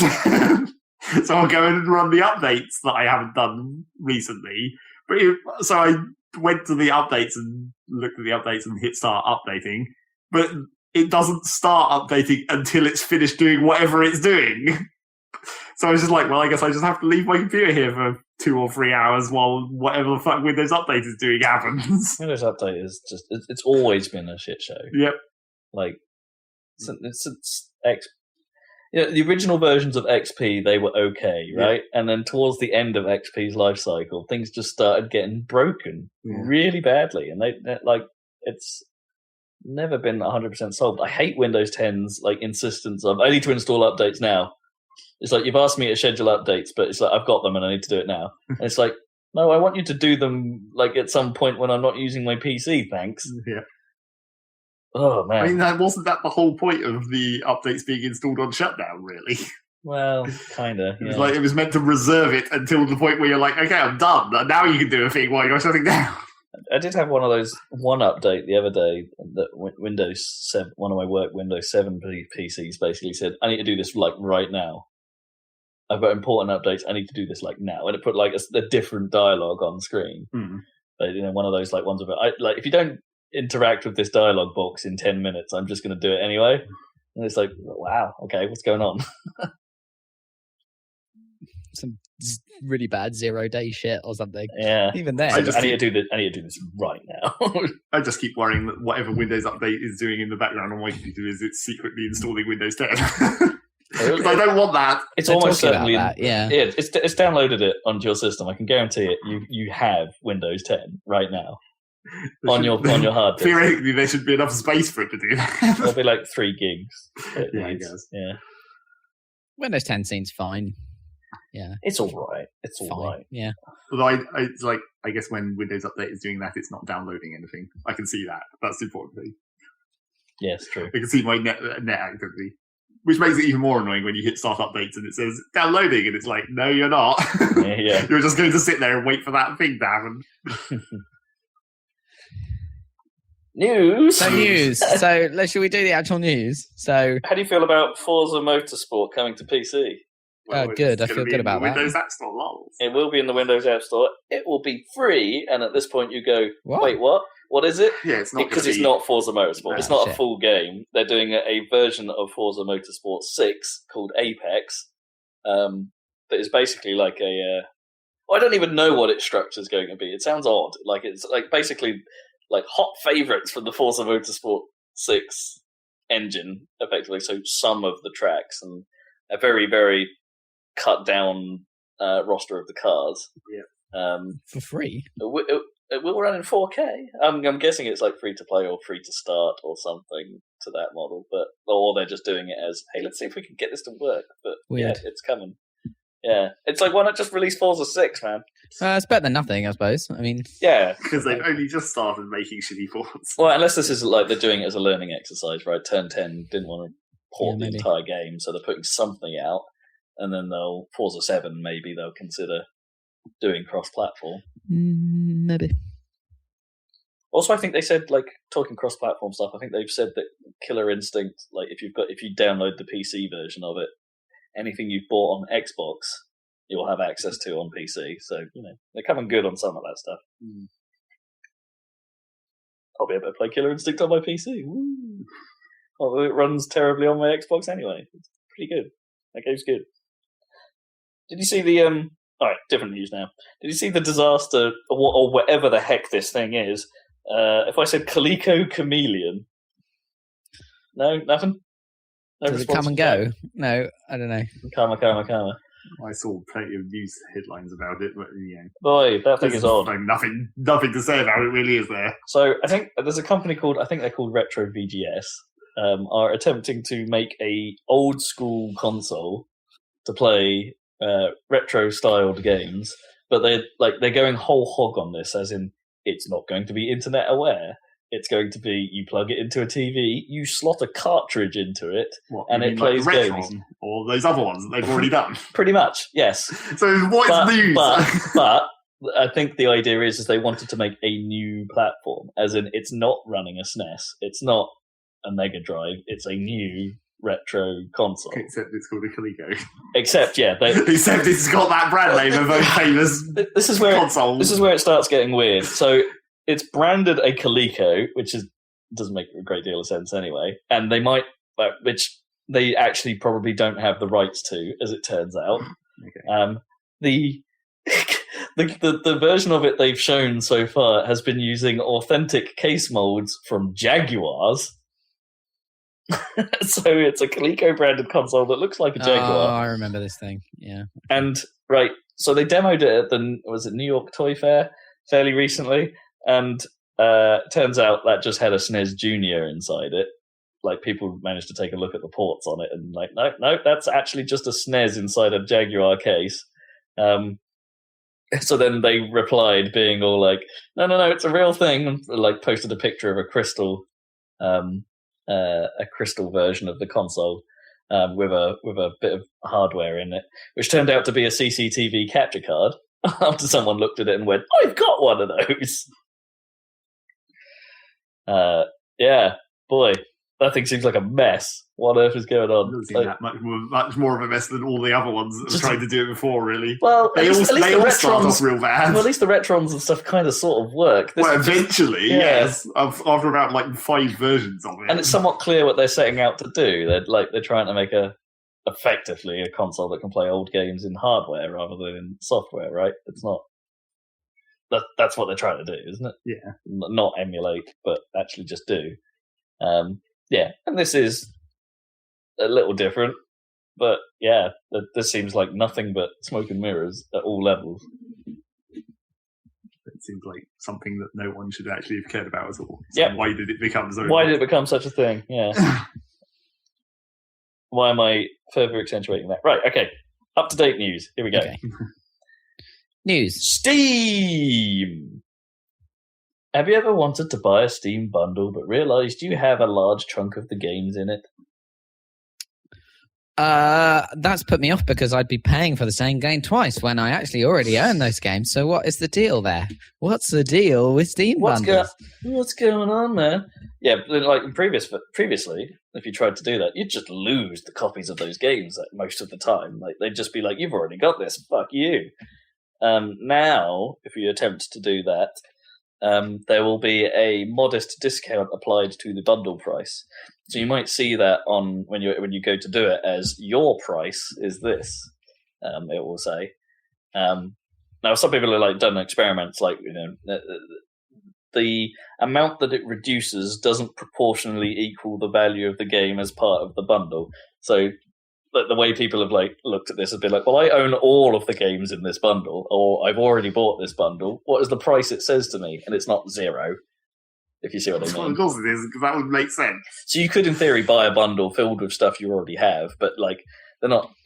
That's just the trick. The algorithm isn't 100% proportional. It's you're getting a little bit back, but not say if you own half the games, 50%, or whatever those games would normally cost on sale at 50%, that kind of thing. But still, it's something. It's somewhat neat that exists, I guess. It continues to be weird that they don't just give you gift copies that you can trade. Why don't they just do that? Surely that would have been a much simpler solution, because they already have a system in place to be able to do that, rather than building this whole new thing. Yeah. I mean, I guess they're trying to... it's a classic sort of we're being nice, but we're being nice in a way that still makes us more money than it would otherwise. I guess.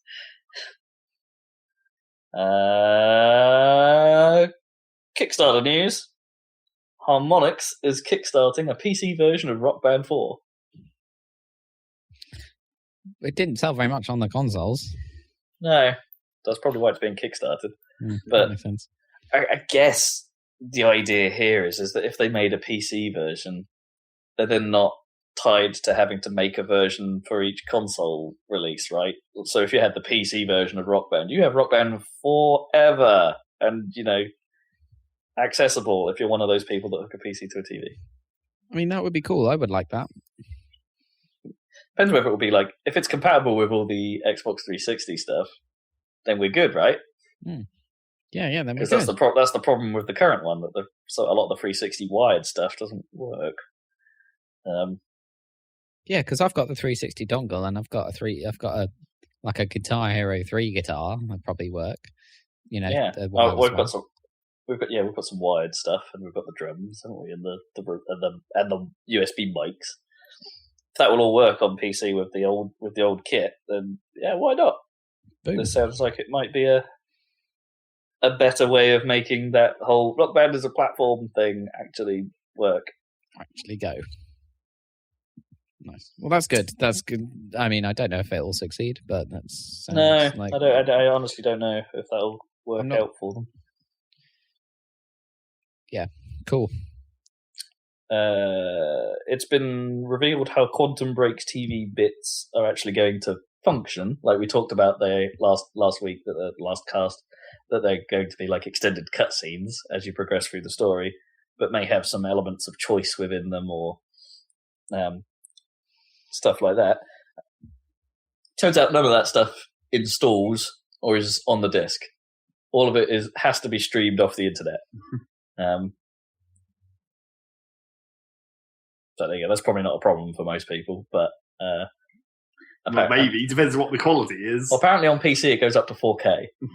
That would be a very big file. Yeah, which is why I guess they wanted to stream it, especially if you like doing the choice options. It's like, you know, you wouldn't necessarily. Well, they probably couldn't fit all that 4K video on a disc. Well, I don't know. Just don't fucking make it 4K then. Because who fucking displays in 4K? Presumably it's up to 4K, right? It would be smart, like, you know, like all video tech is these days, where it's like, oh, you're streaming video tech, sure, but using like, a 1080 display. If they want to put it on a disc, maybe not make it 4K. Then you won't have to worry about it being gigantic. Future proofing. It seems like Microsoft's push at the moment is like, if we're going PC, we're going 4K. Dumb. No one's 4K. You can't run games in 4K. It's too much. Well, some people do. Some people who have like 2 fucking Titans in SI, at least, if not more. That's one of the. Weirdly, this is one of the that you've reminded me right there. SLI doesn't work in Universal App Store yet, so all this 4K push, it's kind of pointless at the moment.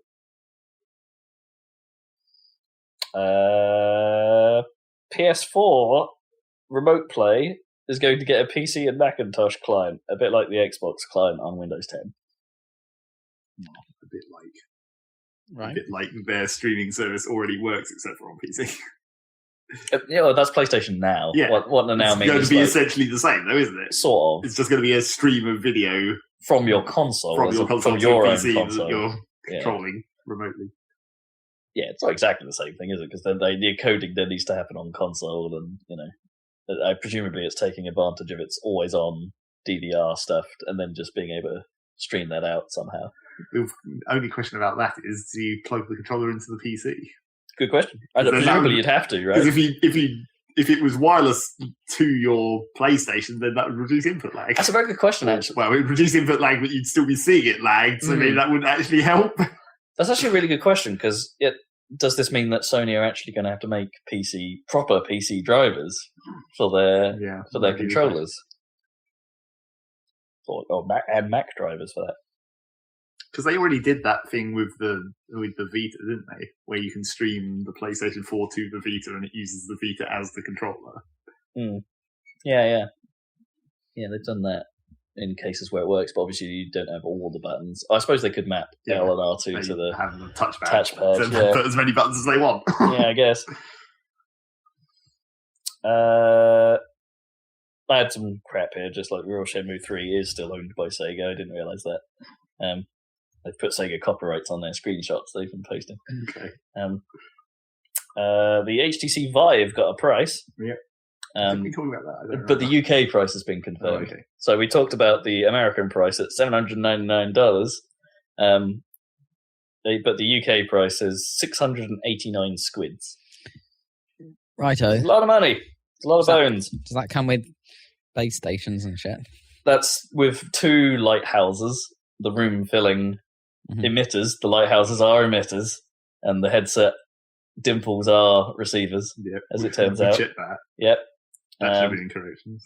Yeah, that should have been in corrections, yeah. Corrected to our vague views out. Yeah, how the fuck does this work? Did anyone see the terrible IGN video of the Portal demo? Which was hilarious, because he wasn't actually looking at he went through the whole thing without actually looking at the things that you're meant to look at, and it was really jerky, and it was like, for fuck's sake, this is the worst demonstration of something amazing I've ever seen. Yeah, and then somebody linked one that was actually a lot better. But yeah, that was pretty cool. I don't really understand how you're gonna, seems like almost every video game is about going places and navigating a world, and if you're stuck in one room, I don't really get it. You teleport to a different room.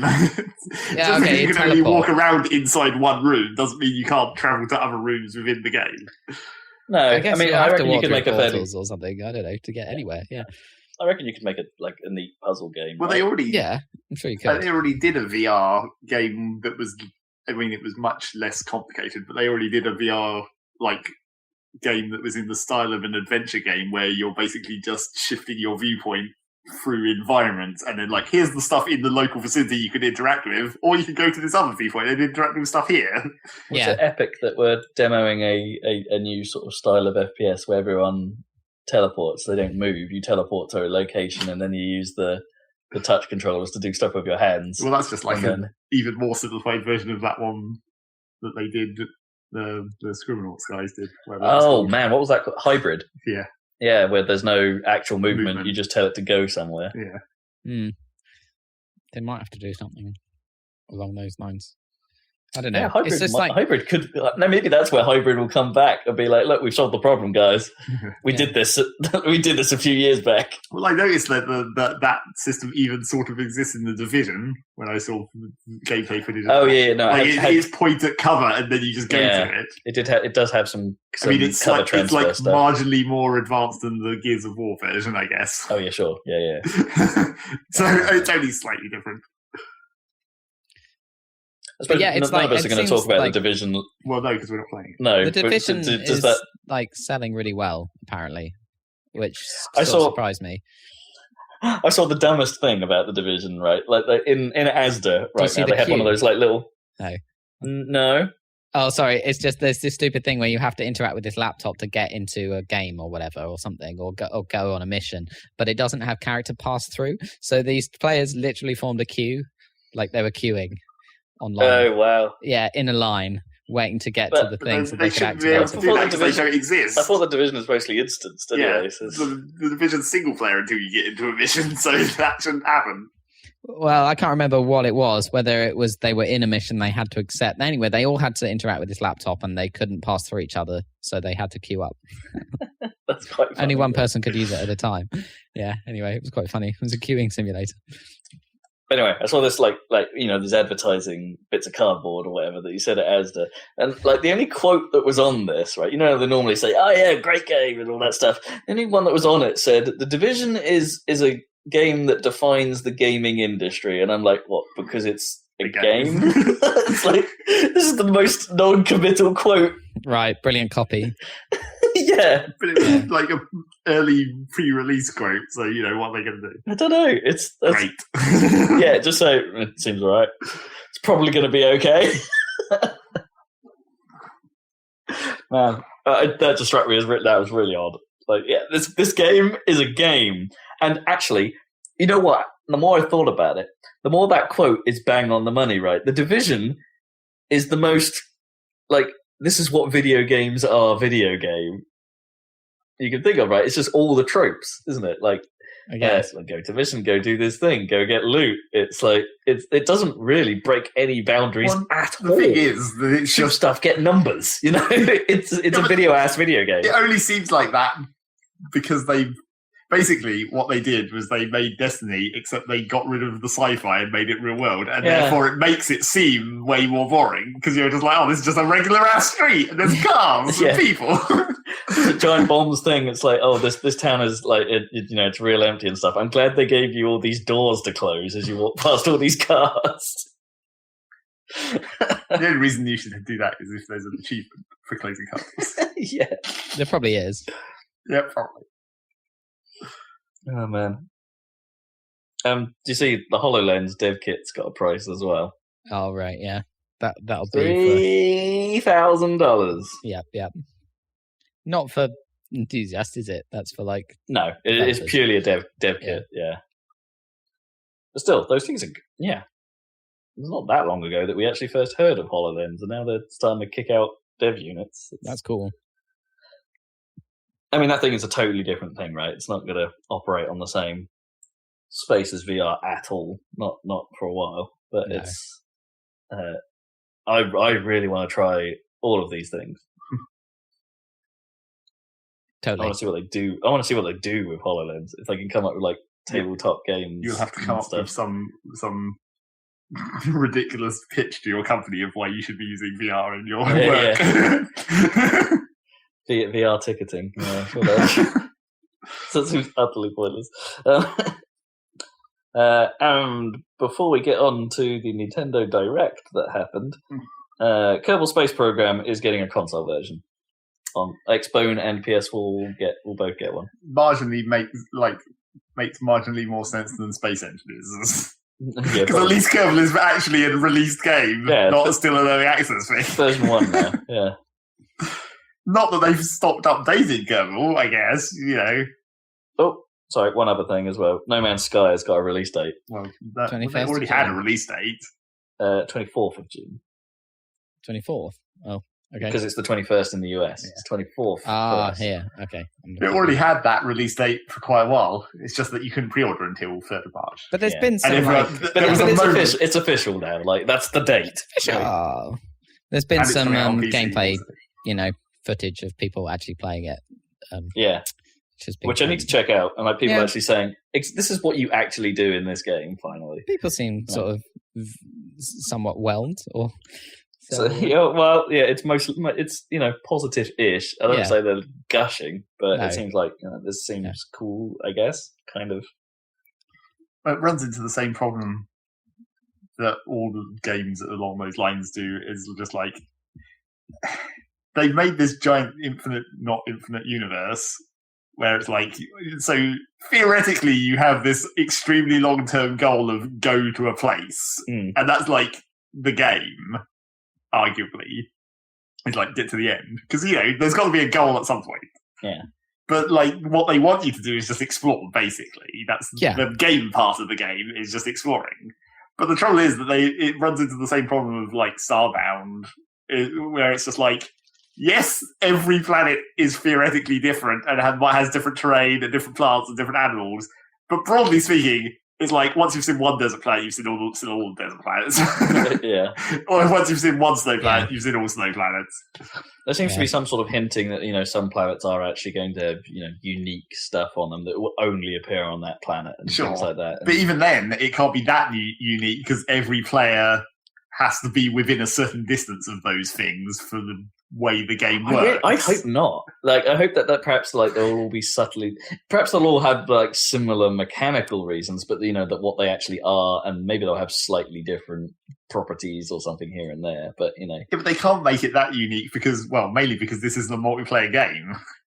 Every single player has to have essentially the same experience in the end, even if things happen to them at different pace or different I don't think that's what they're going for. I don't think they're going for this exact same experience. Well, it's not going to be exactly the same. It's not exact, but it's still, they've got to see the universe. There's got to be the whole galaxy has to be more or less uniform. There's got to be enough of a progression that's possible. I agree. But like maybe all this unique stuff is like high-level secret affair. I don't know. Who knows? But I mean, theoretically, there can be a point where like traveling to places becomes trivial, and then maybe that makes it easier to have unique stuff because it's like once you progress to a certain point in the game, you can just instantly teleport to this thing. So the word gets out. It's like, hey, you should go check this thing out, and then you can just go pop over there or something. Yeah. Because, as soon as they said black holes exist and you can do something with them, I was like, oh, you remember Spore? You remember what you did with black holes in Spore? Or even... no, I don't remember. I guess. What was fly into them and they act as a wormhole. Yeah. It's what you do with like black holes in all space games at some point, is somehow black holes just become wormholes because physics, I guess. Well, yeah, sure. I mean, there's no way to prove it, that they're not wormholes. So, I mean, maybe there is a way to prove it, but not yet. No. So, you need to have something come back. Nintendo Direct. The 3rd of March held their it's a pretty big thing when Nintendo just does a Direct. Not not targeted, I suppose, on anything. It wasn't like, oh, this is the Pokemon Direct or this is the Smash Brothers Direct or whatever. No, this is just a Direct. So they talk about a lot of stuff. It's like a mini show for thing almost. Well, it's like it's so unfocused. They don't really have any time to say much about anything. No, but it's their equivalent of like doing the smaller conferences, I suppose. It's like Nintendo go to Gamescom, or Paris Games Week or something like that. So they led with Star Fox. I gotta say, the more that game looks like it's had a few iterations for the better since I saw it in action and stuff like that. Excuse me a second, guys. I'll carry on. Dan doesn't care about Star Fox. Fine. Yeah, it looks like it's had been through the ringer a couple of times since I last saw it. Like, it's had a few visual upgrades by the looks of it, a few little tweaks here and there, bits of UI mostly. I noticed were different. That's not really necessarily tweaks. That's just like they've been continuing to work on the game. Yeah, exactly. It's getting where they wanted it to be. I hold out hope that actually is good. It looks like it's going in all the right directions. Aiming weirdness aside, it looks like the Star Fox game I want. Well, everyone knows that the R-Wing sections in Dinosaur Planet were practically what you wanted. Yeah. Just they were attached to a whole other game. Yeah. It was bad. You actually believe that it's bad now, right? Like, because you play through that whole thing. Well, it's a functional game. It's not, like, completely terrible to play. Right. But it's just like, what the fuck were they doing? Why did they make this? Yeah. That is the core question. Well, the fact is they didn't want to make it, wasn't it? Really a Star Fox game. It wasn't supposed to be a Star Fox game. Nintendo just thought it wouldn't sell as Dinosaur Planet. And then it wouldn't have had the R-Wing. And then fuck knows what would have happened. I'm back. Yeah. Well, yes.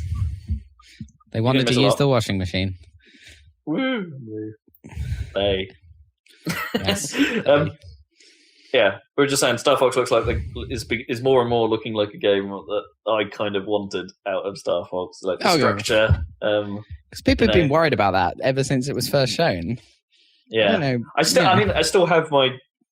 still not 100% sure about the whole moving and aiming mechanic thing. They have tried to alleviate that in some respects. Like they announced, like, it will have a co-op mode where one person flies and one person shoots. Like, if it becomes a bit too much, I suppose. I don't think that alleviates it. That practically makes it more difficult, doesn't it? Maybe, yeah. Still, I'm still holding on to hope for that. I think it looks good. It's not visually amazing, but it's going in the right way. But they also announced like their amiibo functionality, where if you put Fox, the Smash Brothers Fox, and presumably Falco, you'd hope, onto use the amiibo with it, you get the original SNES R-Wing and original SNES sound effects and music on some levels. Cool. But is it an original SNES R-Wing but with proper graphics, or is it deliberately made to look really shitty? It's actually the low poly model. Well, no, but it's not just. They can't just make a low poly model. They have to make it low poly and like pixelate it somehow. Oh, that would be cool to make it look like it's really bad. Because just like a really low poly model, but in really high definition, won't look right. No, look, that's what they've done though. Yeah, disappointing. It's like, and then they also announced that it's got a special edition coming, which frustratingly doesn't have a Fox amiibo in it, right? To get the R-Wing, like, but instead they throw in a whole nother game. So what was originally a prototype that I think they were showing at some points in Wii U's early development, which basically was a game that looked a lot like Five Nights at Freddy's. In that you're looking at CCTV cameras and you're then choosing to take control of one of those cameras in order to basically play a tower defense game. That has become a Star Fox game. That has become Star Fox Guard. Oh, okay. Yeah, and will come with what they're calling the first print edition of Star Fox Zero. And also you'll get a steelbook filled with some gubbins. They haven't really explained what the gubbins are. No. And they made it sound like it might be like blueprint style graphics of the various Star Fox equipment. Special editions. Inti's trying to do them. So that's Star Fox. That's April 22nd. That's queued up for, so not too far away. Splatoon. They're still doing stuff. They basically didn't want to say that they're just adding some more weapon variants and things like that. And also there's going to be some reasonably significant balance changing and how matchmaking works, but they didn't really give too much detail on this thing. Which is like, we're still doing stuff. Keep playing Splatoon, basically, was what they were saying. Apparently that should have already happened, so I should probably go and check out what some of that stuff is. Right. Mario and Sonic at the Rio 2016 Olympic Games is coming. Wow, so much news today. Yep. What do we care about? Why are we going through this? Yeah, because it's in the Nintendo Direct. That's not an excuse. We always go through. No, you always go through it because you, for some reason, think like that it's equivalent to a conference and not just a video that they made. But it's Nintendo. Nintendo don't do conferences. This is their conference. No, you wait for the Nintendo Direct that's timed with E3. That's their conference. All these other ones don't count. This is like the giant bomb in the old days. By that logic, we shouldn't cover Paris Games Week, and we shouldn't cover. That's an actual conference. But this is no different. This is exactly what they do at E3, just without puppets. You can't make that excuse for Nintendo. This is just like Nintendo. This is like them sending out a newsletter every month or whatever. It's not really. If you subscribe to the Microsoft newsletter, not that frequent. Well, no, they're not that frequent, but still. That's why I skipped the Smash Brothers Direct. That's why I skipped the specific ones that are even more pointless detail. We don't need to hear about literally everything. Well, the reason I bring this one up with is because they've added new modes, and one of them is Rugby Sevens, and it's like, is that an Olympic sport now? Yeah, I think so.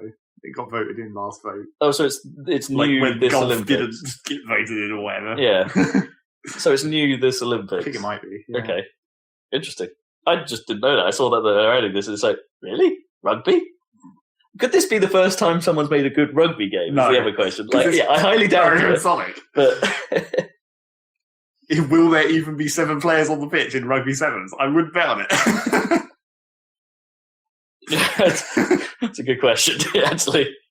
Well, they did look like they were bringing in the birds from Sonic Riders. I mean, sure, they're going to it'll be like how they did with like Mario Strikers and stuff, where it's you have the main characters, but then you just have the rest of the team. Yeah. Yes. All right, fine. So taking your new, we don't give a shit about Nintendo conferences approach. We care about new things out of Nintendo. There's Mario Maker updates. There's some kind of game by the Fire Emblem folks involving strategy and pop idols. Tokyo Mirage Sessions #FE. A reskin of Fire. Oh no, sorry, it's not hash. You pronounce it sharp FE. Okay, sure. Yeah, so or is it sharp iron? Lol. No. Sure? Yes. Lost Reavers. They seem to be doing an MMO, but with just the raidy bits. Okay. On Wii U. Paper Mario Color Splash. Any thoughts? It looks like a Paper Mario game. It looks like a Paper Mario game, but its mechanic this time is that color is being... okay, fine. Is disappearing from the world, and you've got to put it back with your magic color hammer. A thing that Nintendo have probably used many times. Yeah. It looked like a Paper Mario game, but they didn't really show any combat. Well, yeah, I mean, that's the key, isn't it? How RPG is it? Yeah, don't know at this point. Out this year, there was some more footage of Pokken. Zelda I Twilight. watched some of that. The actual footage of the fights. How does that work? That's weird. I only watched the little bit from the Direct. I haven't watched a proper video of it. It's there's a moving around bit, and then there's an actual fighting Well, it's bit, just basically you're in a free ranging mode initially, and then once a certain type of attack connects, it turns into a 2D plane. Right. I assume there's different moves that you use in each mode.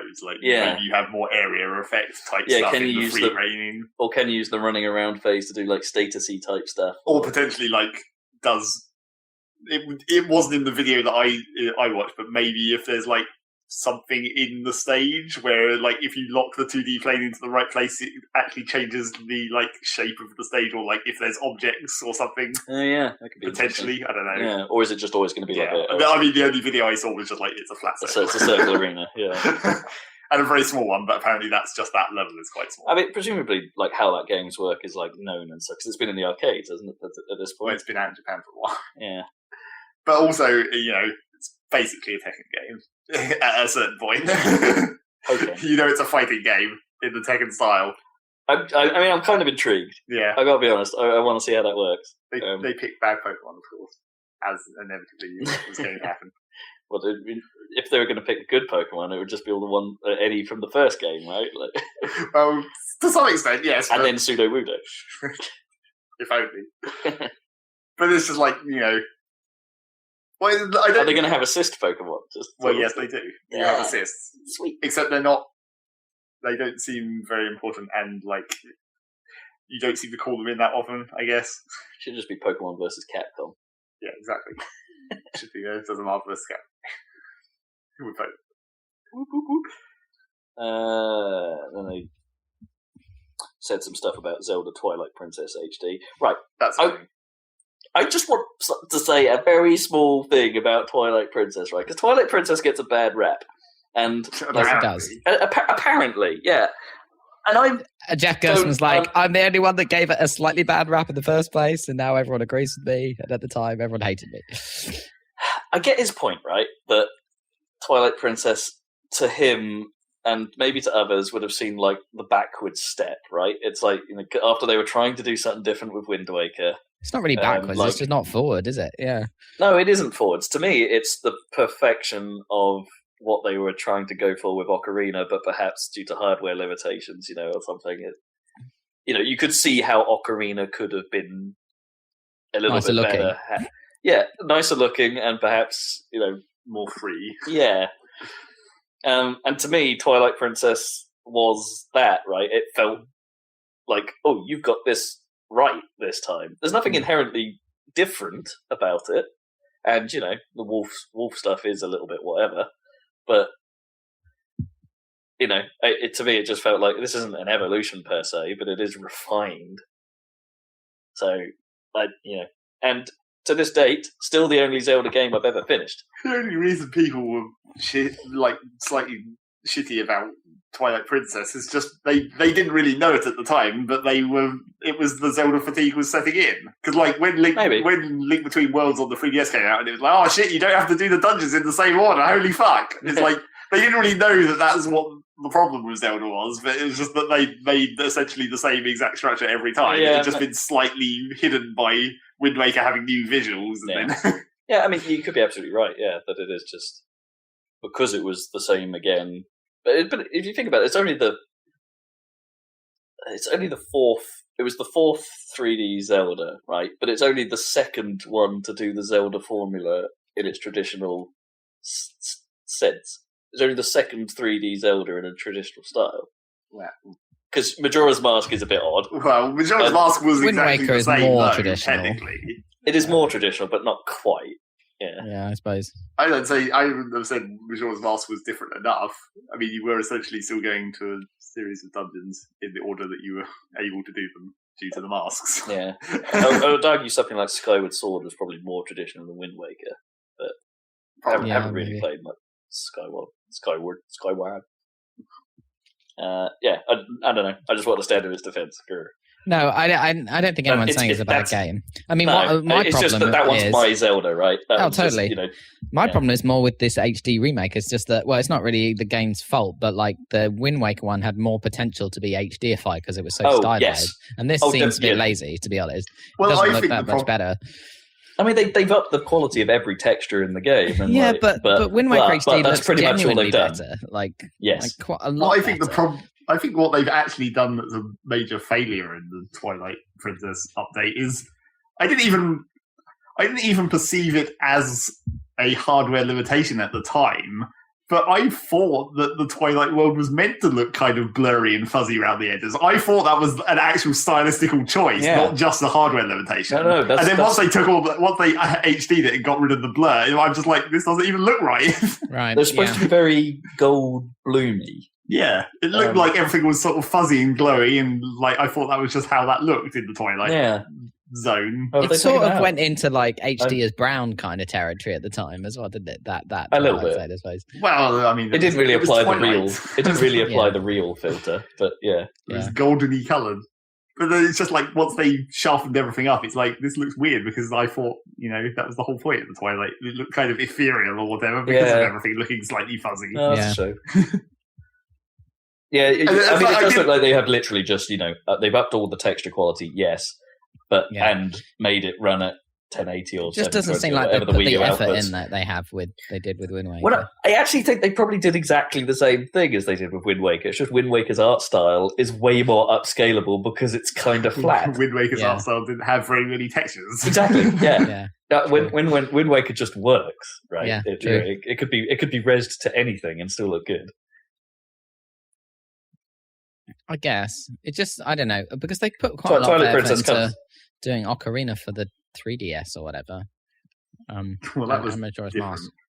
Yeah, I don't know. That was an ancient engine that they had to update because it looked complete poop. Yeah, I mean, in a way, they probably if you tried to put the remake of Ocarina, it probably looks quite a lot like Twilight Princess. I'd imagine, like if you could run them on comparable systems. Well, not quite as good as Twilight.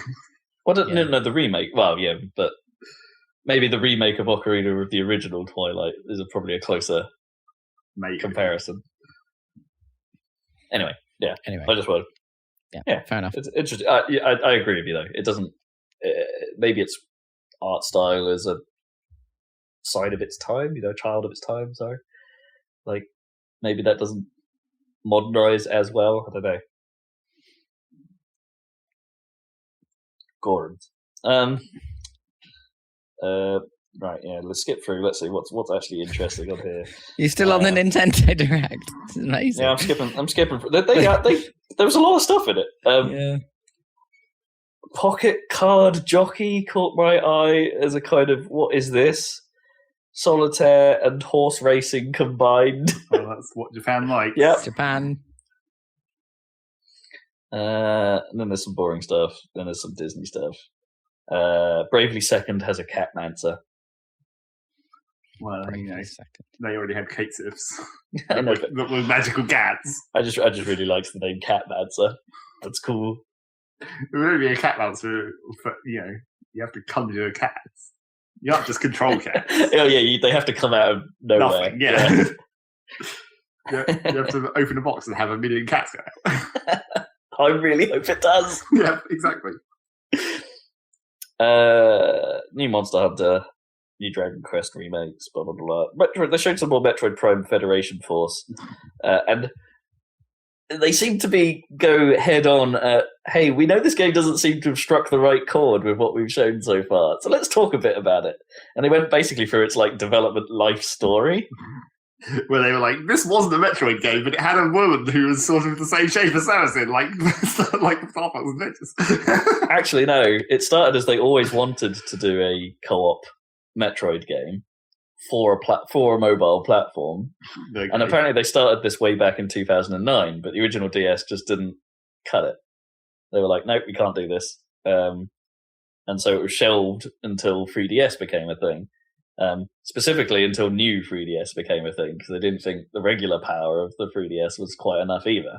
Even though they already made Metroid Prime Hunters. Well, yeah. was a multiplayer 3DS the Metroid. Kind of, but I'm not sure that did very well. No, it didn't.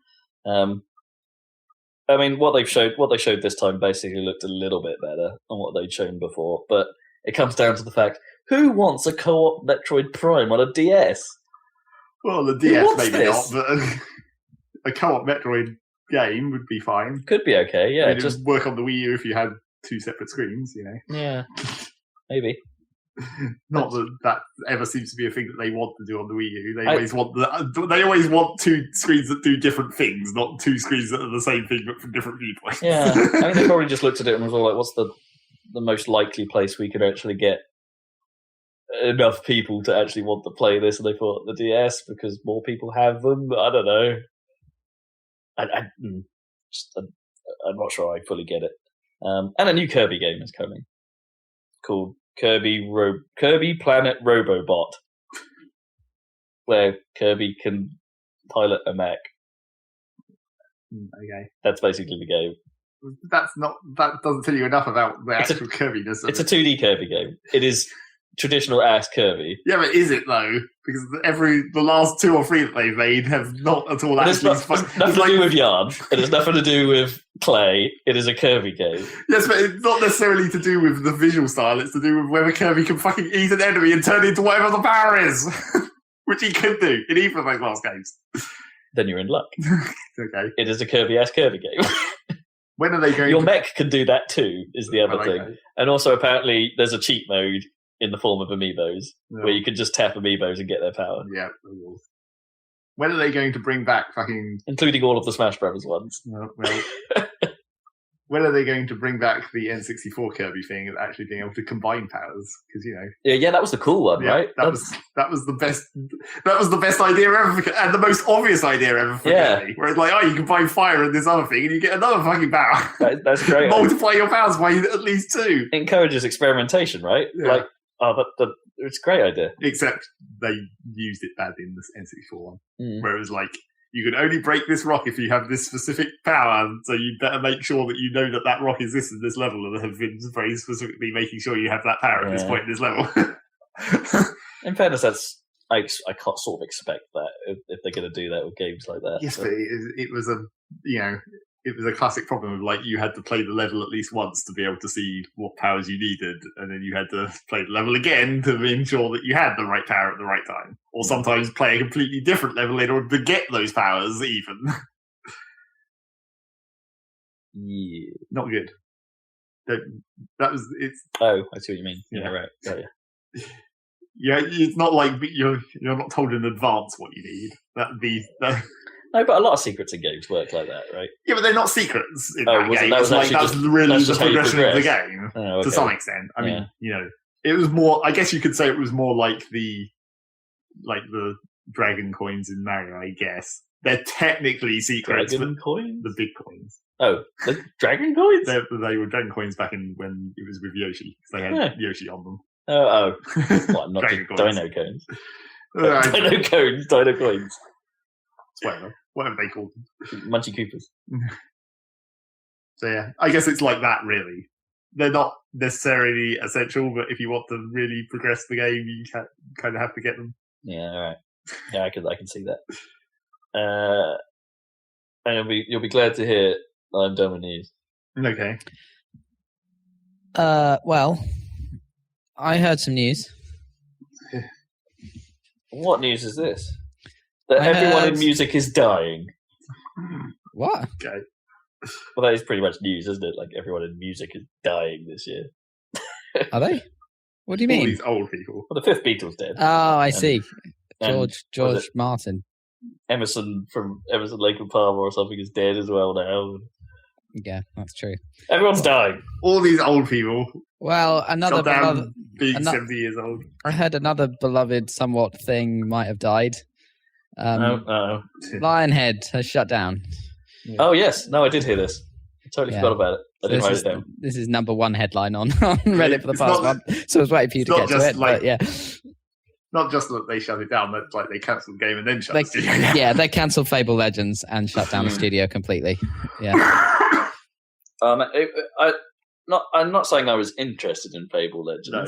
I'm not saying I've ever had any interest in Fable. No. But at least Legends was trying something interesting with its asymmetry. Except, as we've discussed previously, asymmetry doesn't actually work as a game. No. I still believe it can.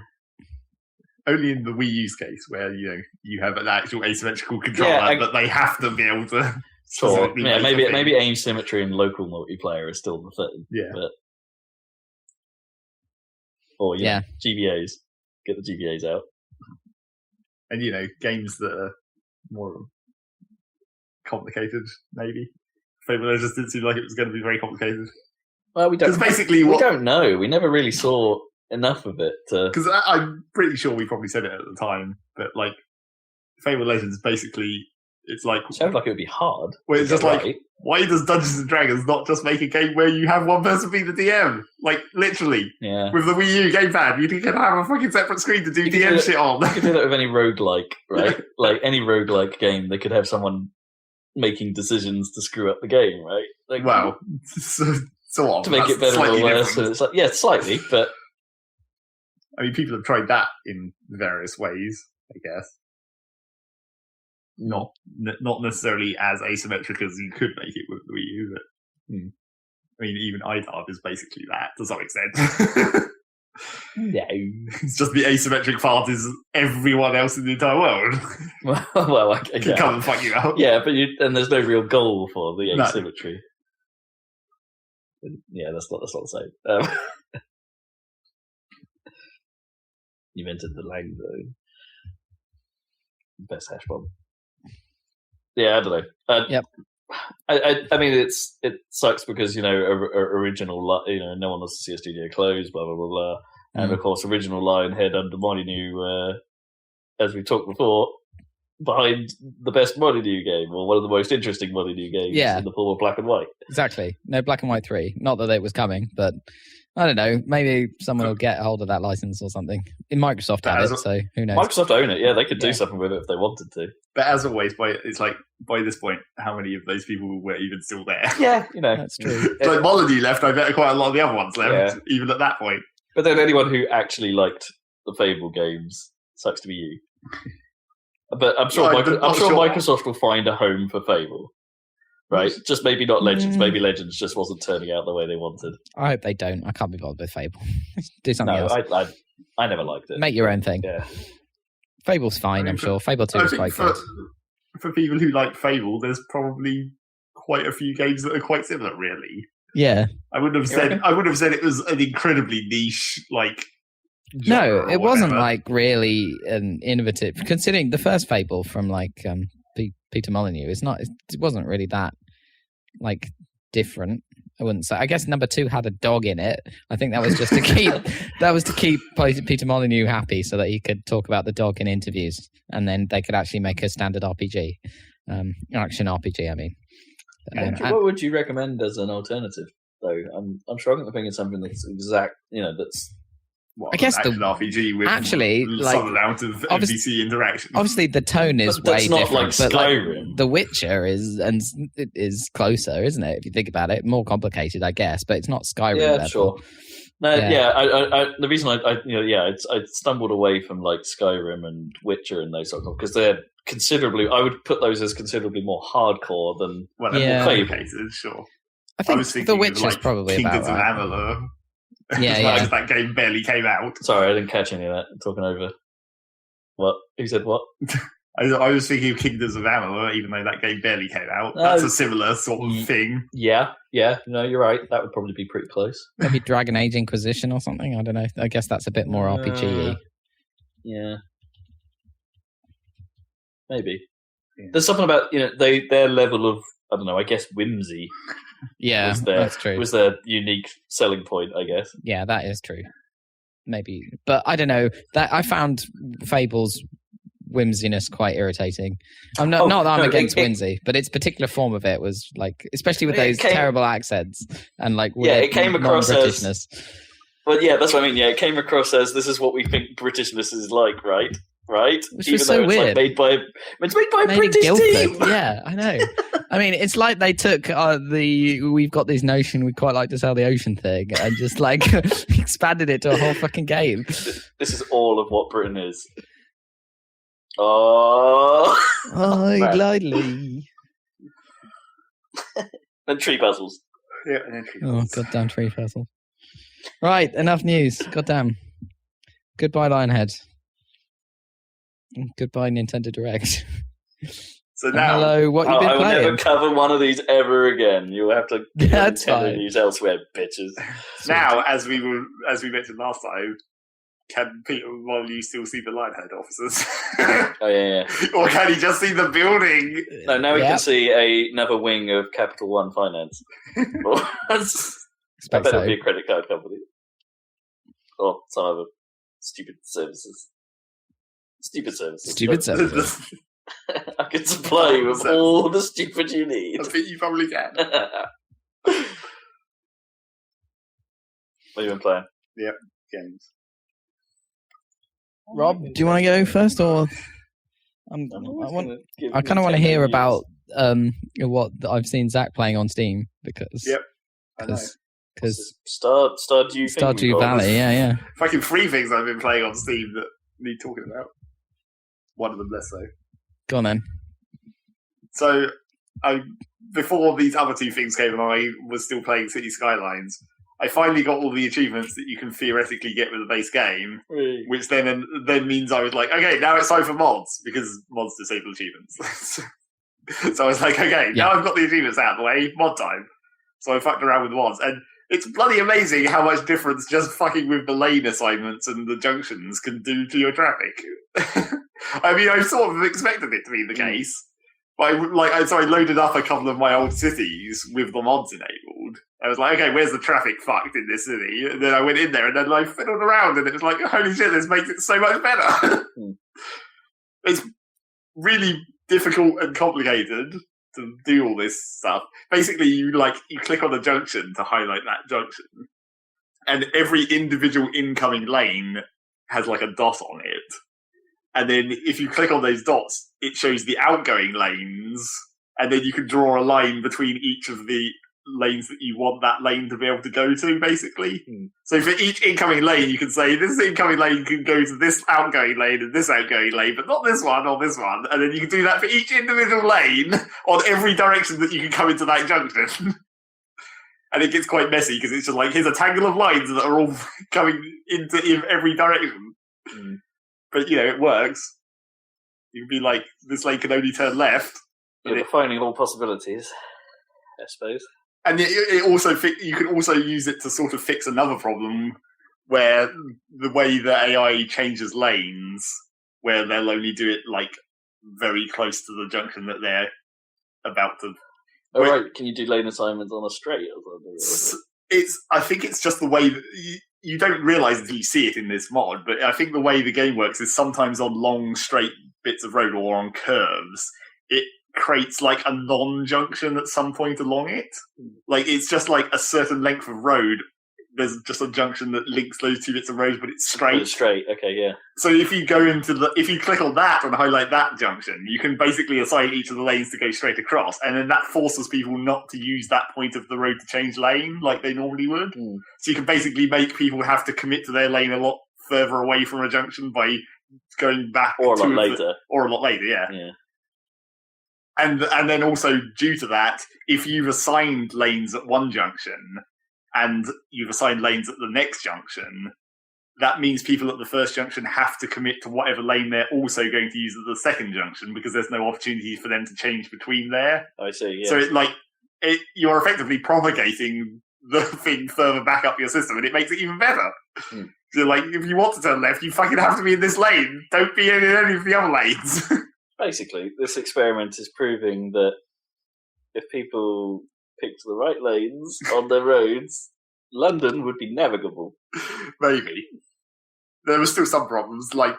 It gets a bit awkward if you're... you London driving. It gets a bit awkward if you've got, bus routes and stuff. Because it's because bus stops are always on the left-hand side of the road. Sure.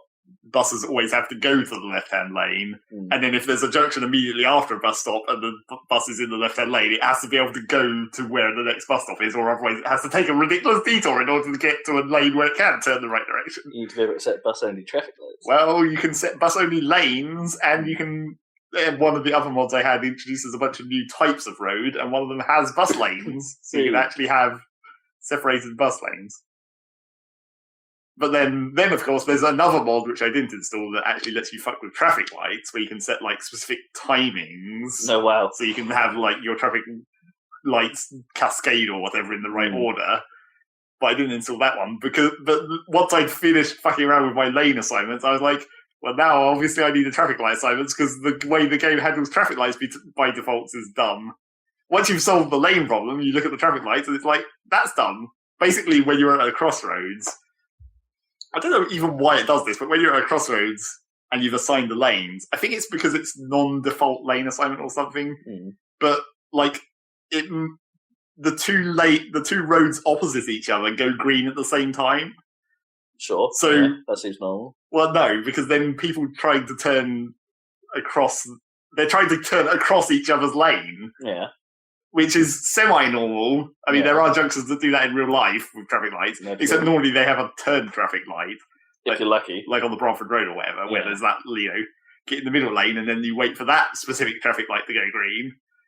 But in this case, it's just like they just mash and then jiggle through each other eventually. But it just makes it really slow. It's just like, surely it would be better to be able to assign the traffic lights and say, like, only right turns or whatever. So yeah, you could do even more. But just having lane assignments helps a lot.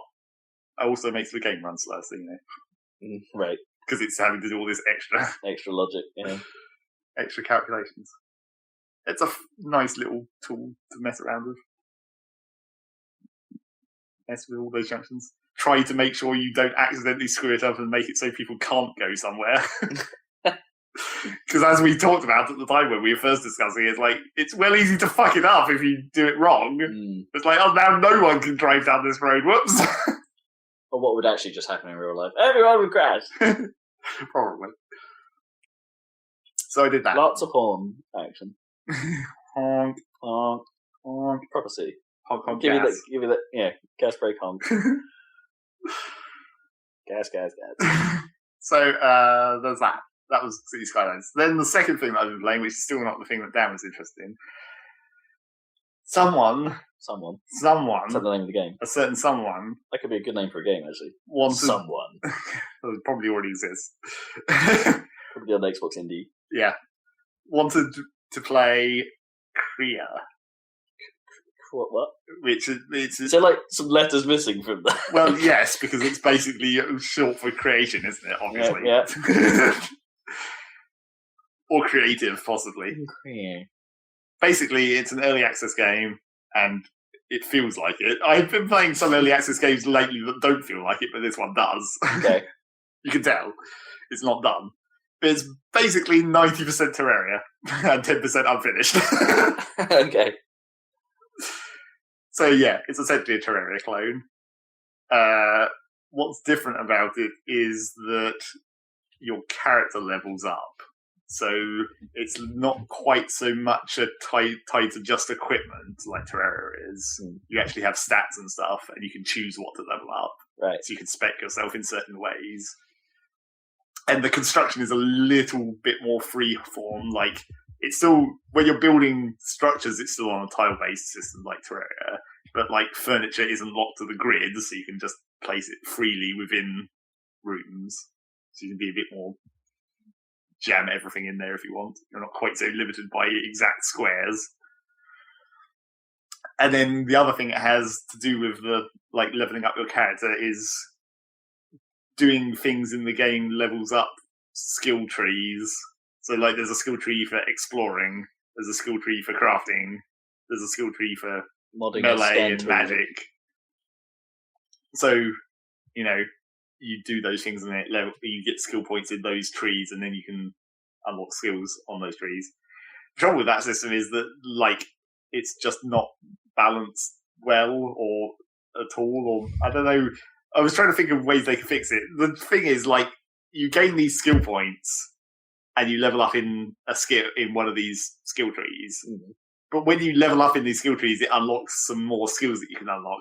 But 90% of the time, the amount of points you've acquired to reach that level just lets you unlock everything immediately that you can at that level. Right.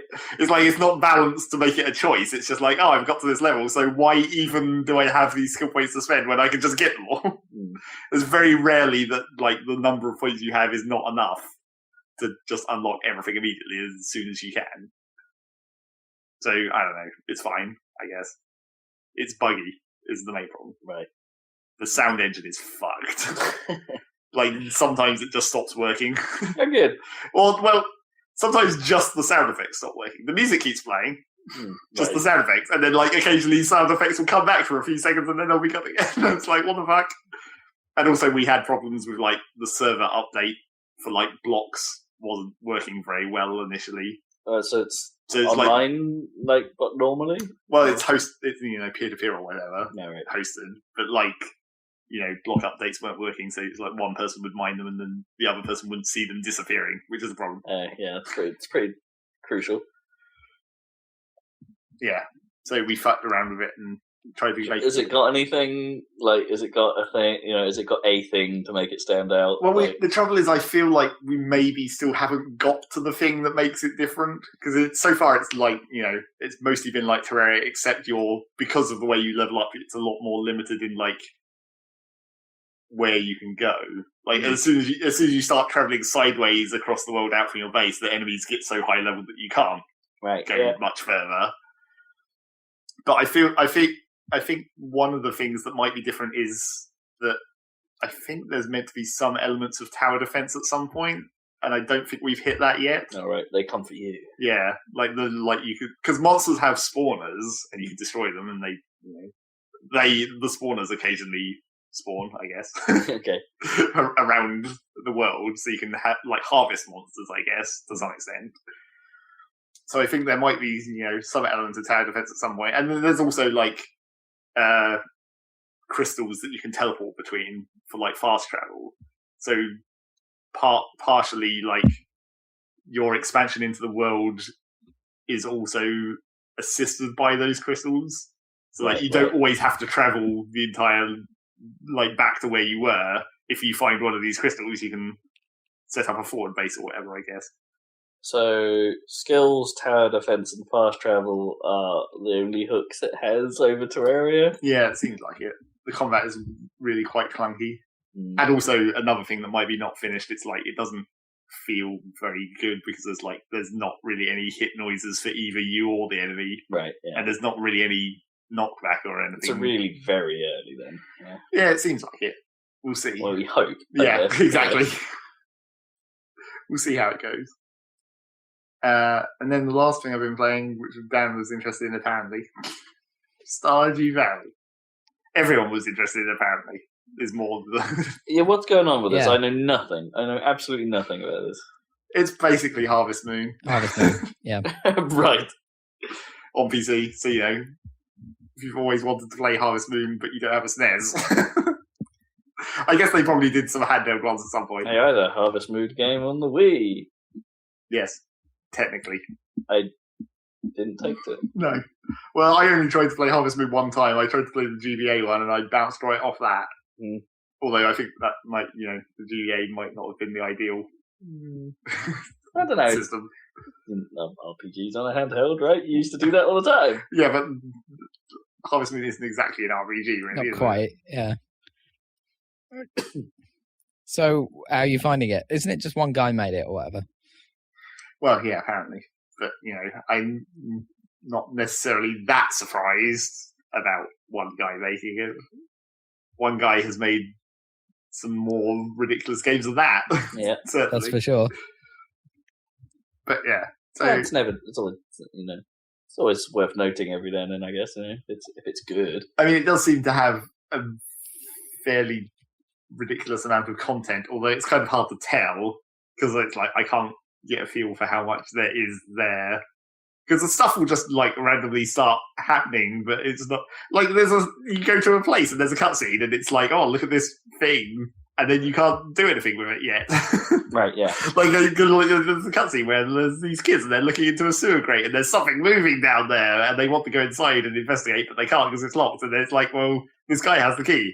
And then it's I also can't get the key off this guy, so I guess that whole thing was pointless. Yeah. I'm going to go in there at some point, obviously, because it's a thing to do. It might come up on some other day naturally, or you may have to find a thing that's... Yeah, or there may be some other requirements to get this guy to talk about the sewer. These things always were, my understanding of Harvest Moon games, they always were a fairly slow burn. Well, yes. There's a lot of busy work to be done. I think the thing about this game is that I mean, people have been complaining about how it doesn't really direct you enough. But I think that's probably okay because generally speaking, there's just like so many different things you could be doing. It doesn't matter what you do. It's like you could farm or you could fish and you'll still get money. Oh, right. So you have a little bit of choice, I guess. Yeah. You could spend your day farming, and obviously it's all about energy management. It's like you have a certain amount of work you can do during one day. Okay, yeah. So it's like if you're farming, you have to spend a certain amount of energy going around and watering all your crops because that's sort of like is that how it models like time passing effectively? Well, no, there's time passing as well. Oh, right. Which then the time passing more factors into the relationships aspect of like making friends with all the people in town and stuff. Right. Because they all have their daily schedule. It's like if you don't. There's this one fucking guy who's like, I guess he's the emo nerd right. trope, I suppose. Comic book guy. Yeah. He spends most of his time fucking locked in his room. And so when you get a mission from him and he's like, bring me this whatever in 2 days, it's like, I'm going to have to stand outside your house for the entire 2 days just to catch the one time where you happen to be walking outside. Because you're never fucking out of your room. And you can't just slip it under the door. Yeah, I just want to knock on your door. It's like it's like trying to get a quest from you, Zach. Yeah, exactly. How are you supposed to get to you? Except you just knock on my door. That would work. I guess you can't do that. No, in this game, it's like if you go up to the door of someone's bedroom and you're not friendly enough with them, it's like you can't go into their bedroom unless you're friends with them. And it's like, well, I could be friends with them if I could ever speak to them. Yeah, because they're in their room. But that's the whole problem with this. It's like you have to like vaguely try and, as you're wandering around town doing other things, you have to be like, oh look, that guy goes and stands near the river on Thursdays. I'll have to remember that for the future if I ever need to see that guy. What's he got? What business does he have at the river on Thursdays? Well, like some shady deal. Well, that guy I'm talking about specifically, like the guy who stays in his room, the emo kid, most of the time.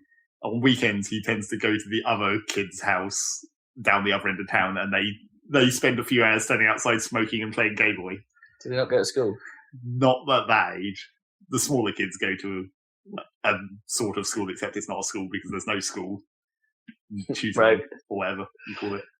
Tutorage. So yeah.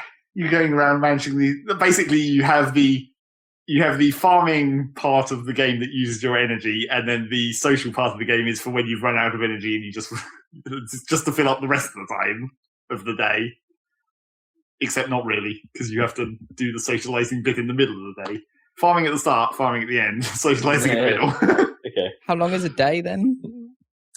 In real time, it's about 15 minutes, I guess. Right, cool. Ish. I mean, you can pause if you go into the menu, so if you need to stop and think, which I often do, or like at the start of the day, you get up and you pause and then you think, okay, what do I need to achieve today in a very annoying, like... lifelike way. How do I... Yeah. Annoying, like, always too realistic way. Yeah. Except it's like, in this game instead of real life, it's even more restrictive than real life in some ways. It's like, this shop only opens between these hours, and in real time, that's like 2 minutes. I have to be at this specific place at this specific time, and it takes me like 5 minutes to walk to it. So I have to make sure I'm exactly there when the door opens, and I can go in and do my thing, and then get to this other place I have to go to. Oh my goodness! It's even more restrictive than actual life. But yeah, mainly farming. That's the whole goal. Make your farm nice. How complex does the farming get though? Has it got like sim farm levels of like I need a fallow year for my crops and shit? I'm not sure it does, but I just shove a spade in this today. Yeah, it's like it's another thing where I'm not sure where it goes exactly, because it's like I've unlocked the ability to make sprinklers, so I don't have to water every goddamn square, which takes a lot of time and energy. You're obsessed with sprinklers in games. You're even modding them into games and shit. Anyway, it's important. Yeah. But like, these sprinklers only affect the 8 tiles around them, which is basically nothing. It's like the actual resource requirement to make these sprinklers is way more than it seems like they're worth for the amount of tiles they cover. So I'm like, when do I get the good sprinklers? When do I get the hella good sprinklers? Way better sprinklers. Because in reality, you have this massive area of land that you can build a farm in, and my farm is like less than a quarter of it in the top corner, and that's all I can manage by myself at the moment. And I'm like, when do I get all the good shit that makes this much more manageable? When do I get big sprinklers? When do I get auto harvesting or something, or combine harvester or something? I don't know. Robot harvesting. Yeah, robot harvesting. Anything.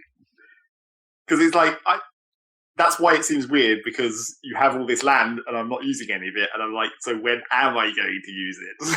It's there for a reason. You have all this space for a reason. Cows. Well, yes, there are animals, and they presumably take... I've only got chickens so far, and I've jammed them in a tiny-ass, pen, and they seem happy enough, so I'm like, obviously cows are going to take up more, I suppose, but I don't really know. So, yeah, farming. Wild pizzas. You need to make a pizza farm. And there's actual, combat and stuff. Free-range pizza. You can go into a mine shaft and fight things. It's really? Fairly simple combat. Fairly simple, you just slash at things. Why'd they put that in there, then? Semi-randomly generated. Well, because Harvest Moon actually sort of had some of that. Yep, it did. It had cave systems and things that involved a little bit of this. Yeah, True. It's basically the same. And the fishing minigame is a decent fishing minigame, which is nice. That's always nice. As far as minigames go, no, it's just hit. No. It's got to be better than Sonic Adventure. Yes. But it doesn't have all the sacks and no, it doesn't have a dramatic fish catching song. Gotta catch that frog. Luckily, it's just it's really the only mini game there is. It's there's no particular skill elements to farming or going through the cave. I guess you could say there's some skill elements to that, but the mini game of fishing is the only real one. And it's a decent implementation of a fishing minigame. And also it's kind of nice that it's good enough that you can tell what kind of fish you're about to catch just by the way that it's moving around. You can be that's a pike because it's jiggling up and down a lot. Which is irrelevant but nice. Yeah. There's a little bit of detail there. So yeah, that game is... The thing about it is that it's because it's so slow paced, and you don't know, or I don't know, what the progression actually is going towards, where the endpoints of any of this stuff is. There's still bits of the map that I haven't unlocked. That much is clear. There's a crater, and there's a desert, and I think you can repair a bus to go somewhere at some point. And there's a train that goes through town occasionally for apparently no reason. But I haven't worked out what to do with that. So I'm well, yeah, maybe. So there's all that to do. There's really the only main overarching goal is rebuild the community centre, which you do by collecting specific resources. Where it's farm each of the different crops in summer, or farm each of the different crops in spring, and donate. Because of course it falls to a farmer to do construction. Well, you're not really doing the construction; these invisible monsters. Resources, obviously. But yeah, it's really slow paced, and I've only made it to autumn of year 1. It's just about to be winter. And one of the things on my farm is your farm was given to you by your dying granddad, or right. You inherit it. I never asked for this. No, well, you sort of did. But then in the back corner of the farm, there's just you kill your granddad? No, I need your inheritance bad. Die already. In the back of the farm, there's just a random altar or tombstone or something, and you go up to it, and it's there's a note from your granddad that says, "Wait for my return in 3 years." And I'm like, that's okay, ghosts, I guess. What's he going to say in 3 years? Who knows? He's judging your farming. Well, presumably. He'll come back and be like, that's all right. It seems 3 years is approximately when stuff gets serious. But 3 years, that's quite a long time. Not even in year 2 yet. Not even done with year 1. How many days are there in a year? There's 28 days per month. Per season. Oh, right. So it's per season, yeah. Oh, month per season. So there's four seasons. 4 months in a 28 year, days. basically. Yes. Yeah. That's still ages if every day is 15 minutes. Yeah. And even that many days doesn't seem like enough, because it's every other day is someone's fucking birthday. So you better be remembering and giving them a goddamn gift. Otherwise they get pissed off. Well, I don't think they get pissed off if you forget, but if you're not exploiting the maximum amount of friendship you can get per day, you know. Brilliant.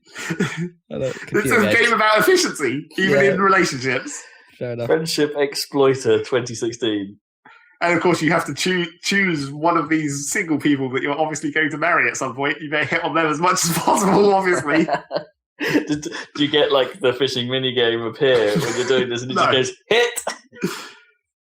But that's where I really suck at this game, really, is like, I'm not sure if... Hitting on people.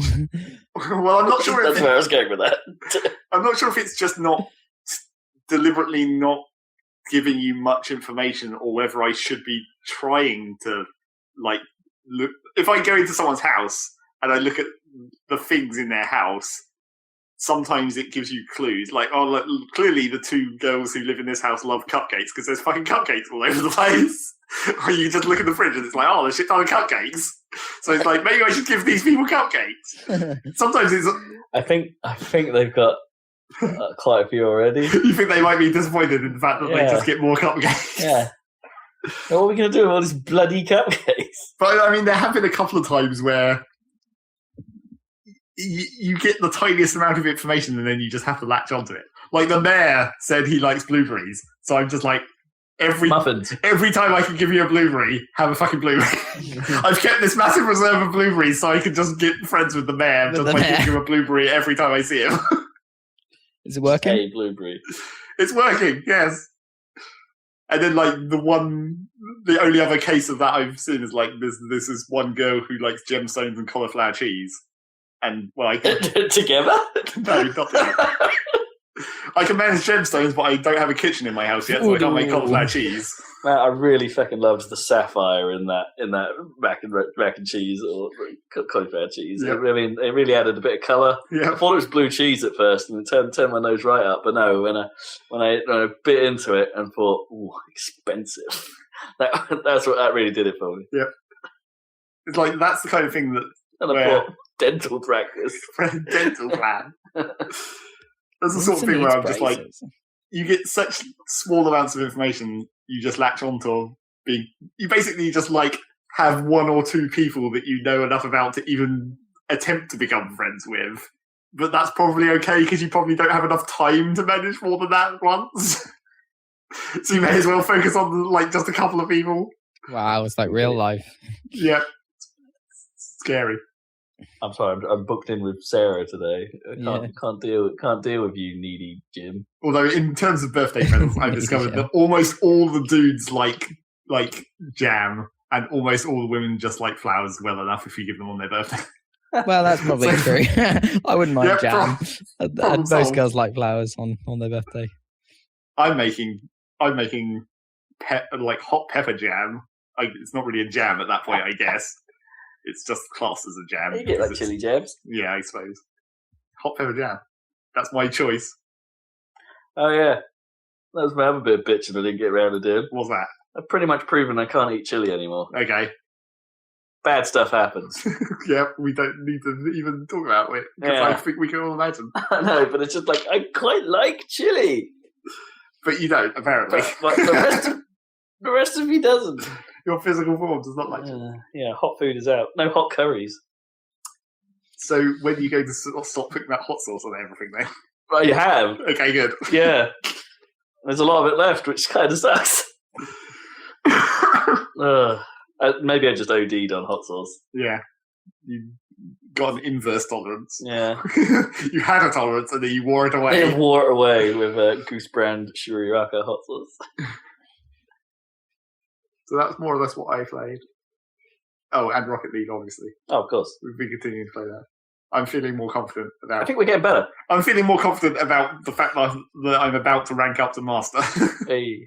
I think I might be nearly at a point where I'd say I'm almost skilled enough to be classed as Master. I think we're getting tactically better. I still can't get the grips of flying properly. I just never feel like I move quickly enough. I've been continuing to watch you and Kippers do it, and it's like it's interesting that you're both trying to do it, but you have two completely different problems.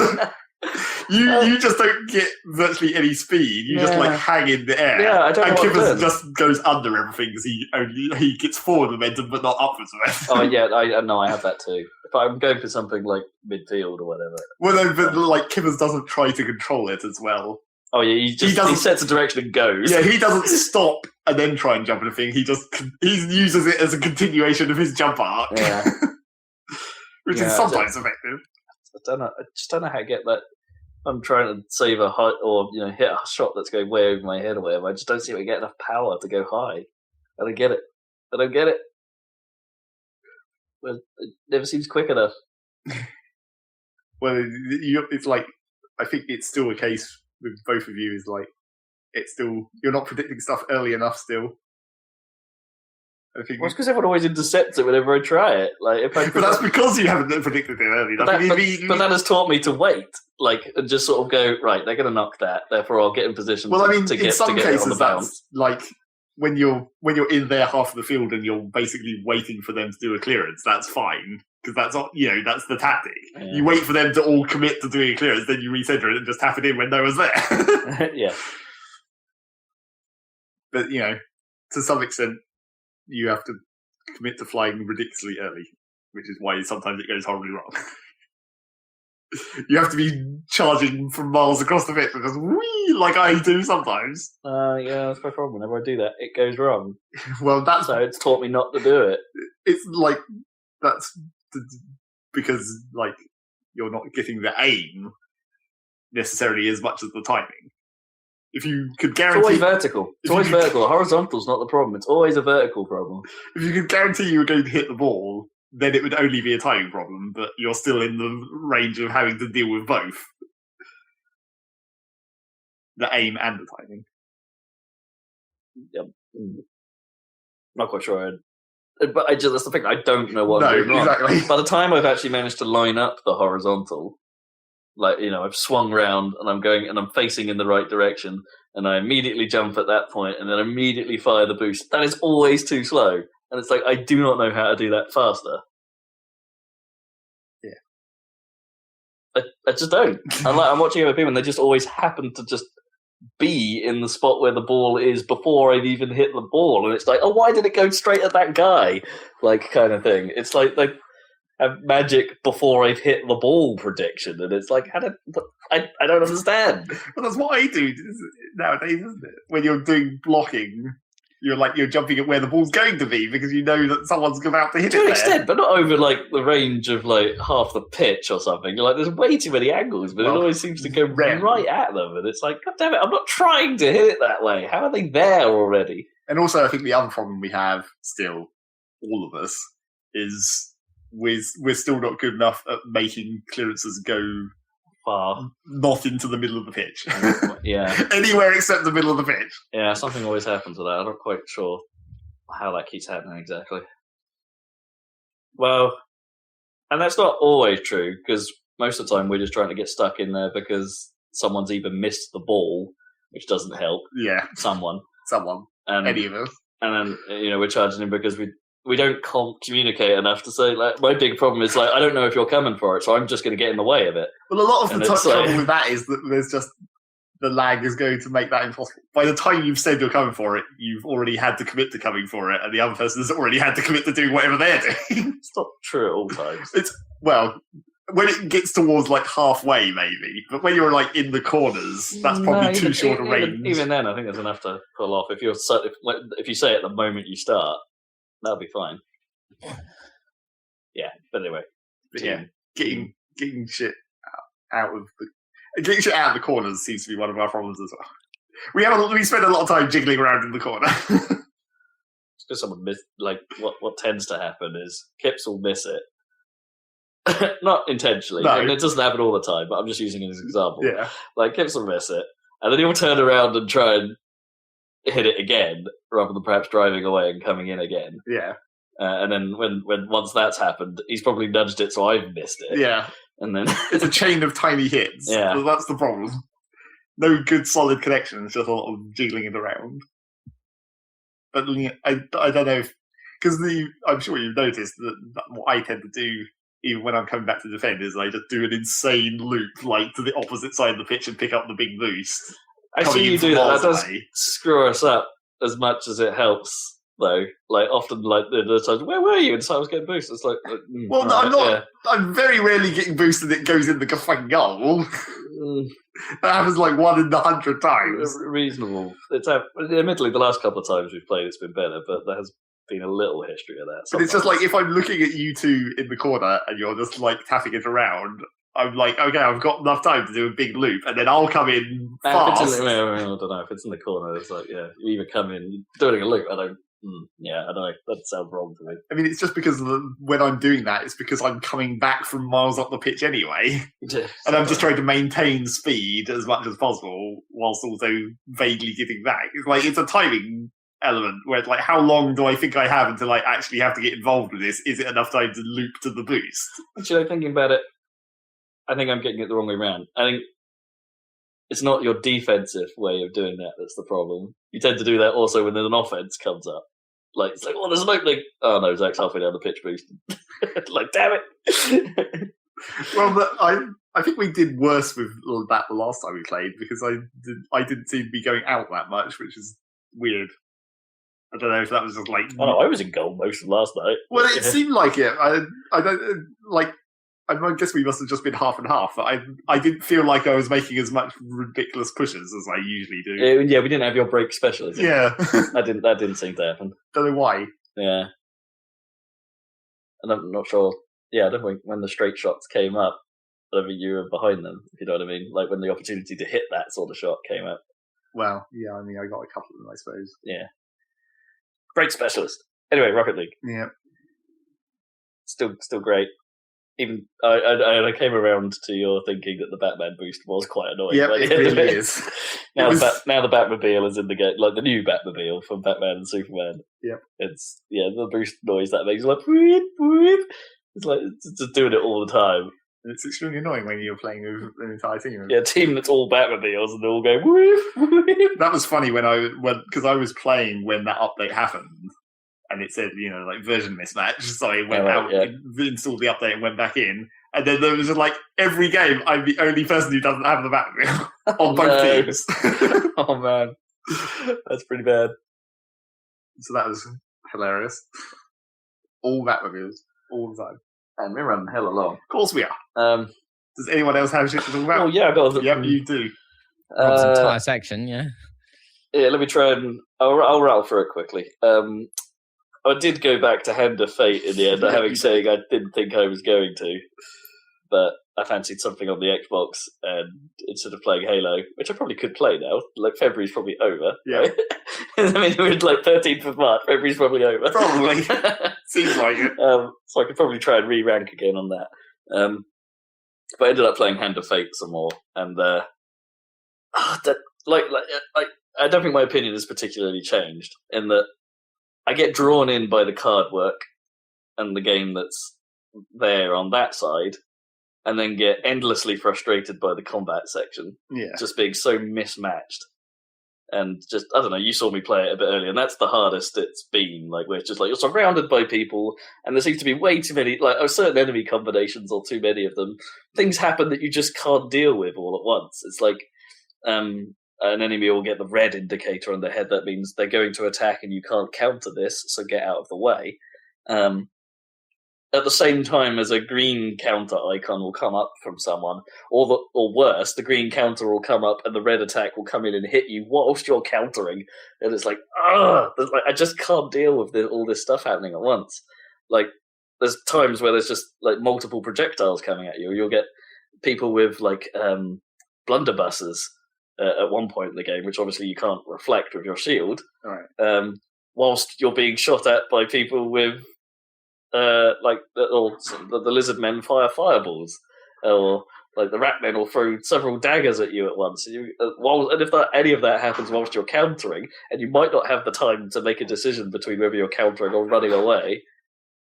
Oh man, it's just when it gets bad, it's real bad.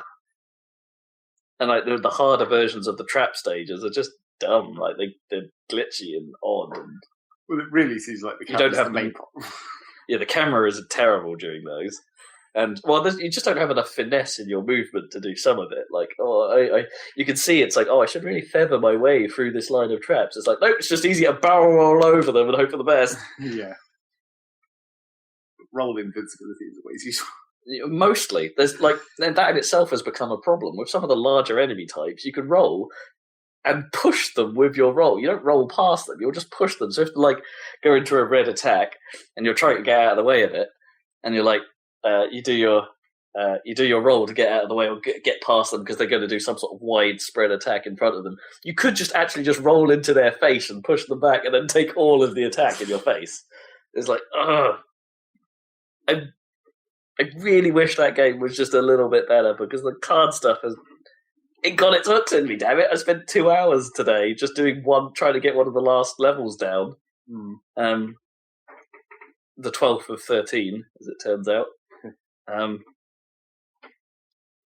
It got me, but I was always screwed up by some ridiculous difficulty spike in the combat. Actually, no, the 12th level is just a bastard. Hurts you every 4 steps, with permanent injuries half the time. God damn it. So I really want to like that game, but just I'm not there.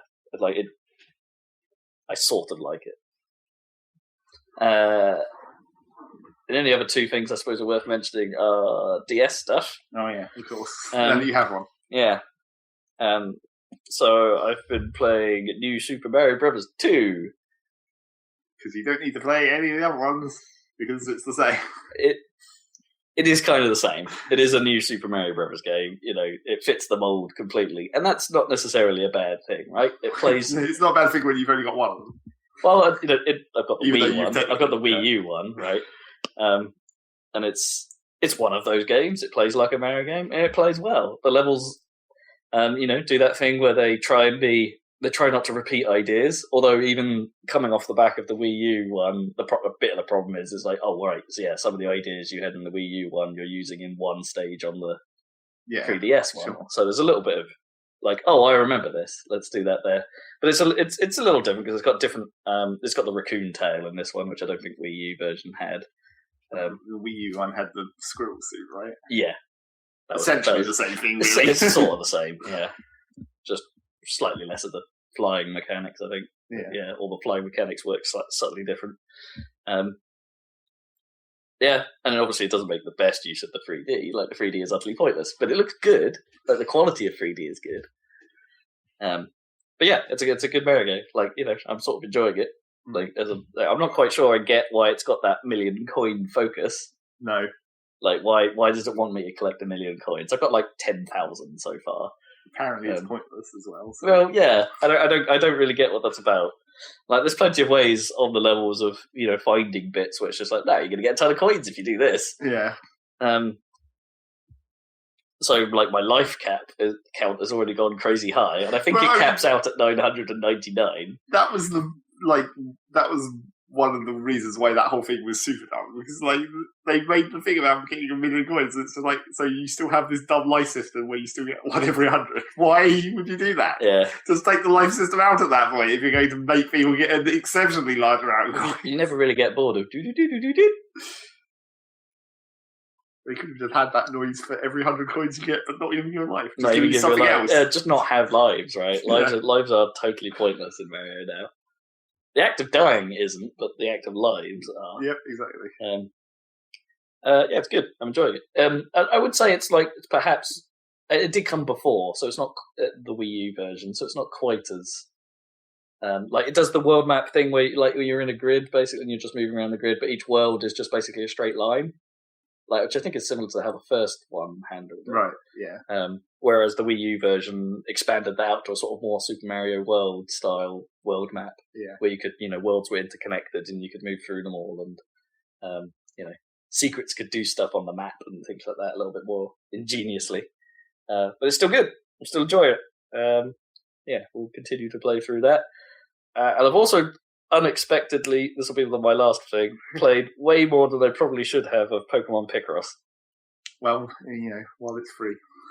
Well, yeah, while it's free, you can no longer play it. Yeah, I've pretty much. I mean, I'm not nearly as far as you are in it. You've managed to grind your way through way more of it than I have. But what is it? You're like area 15, you said, or something, and I'm like area 5, and I'm now hitting the wall where it's just like I can only do training today. Yep, that's how it goes.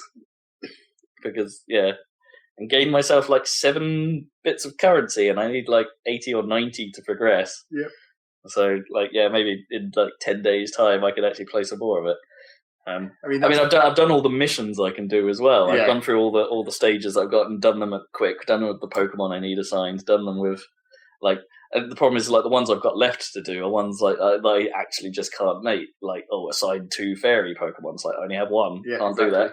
That continues for a long time. Unless I haven't done the password blocks, so presumably I could go online and find out what those passwords are. You should do those because you get some decent Pokemon that make a lot of stuff well easy. Okay, so there's probably some more I can do there, but yeah, turns out I kind of like Picross. I'd never played it before. I didn't know how it worked exactly. Well, sort of, but yeah. I quite like it. There's a puzzle formula.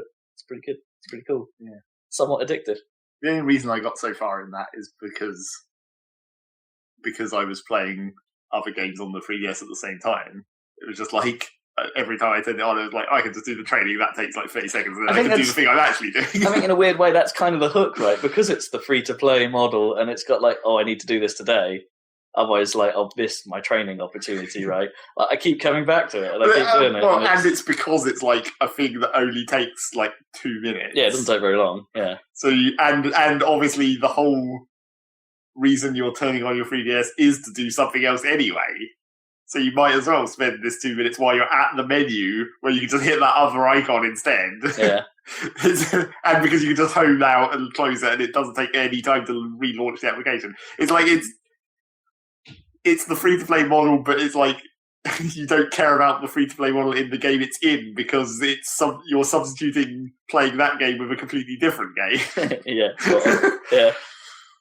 So here's the weird thing is the only problem I guess is if I wanted to go deep into this and just rattle my way through all of it, you probably need to spend about £30 in its Picross store. Yeah. To just basically unlock the game. Yep.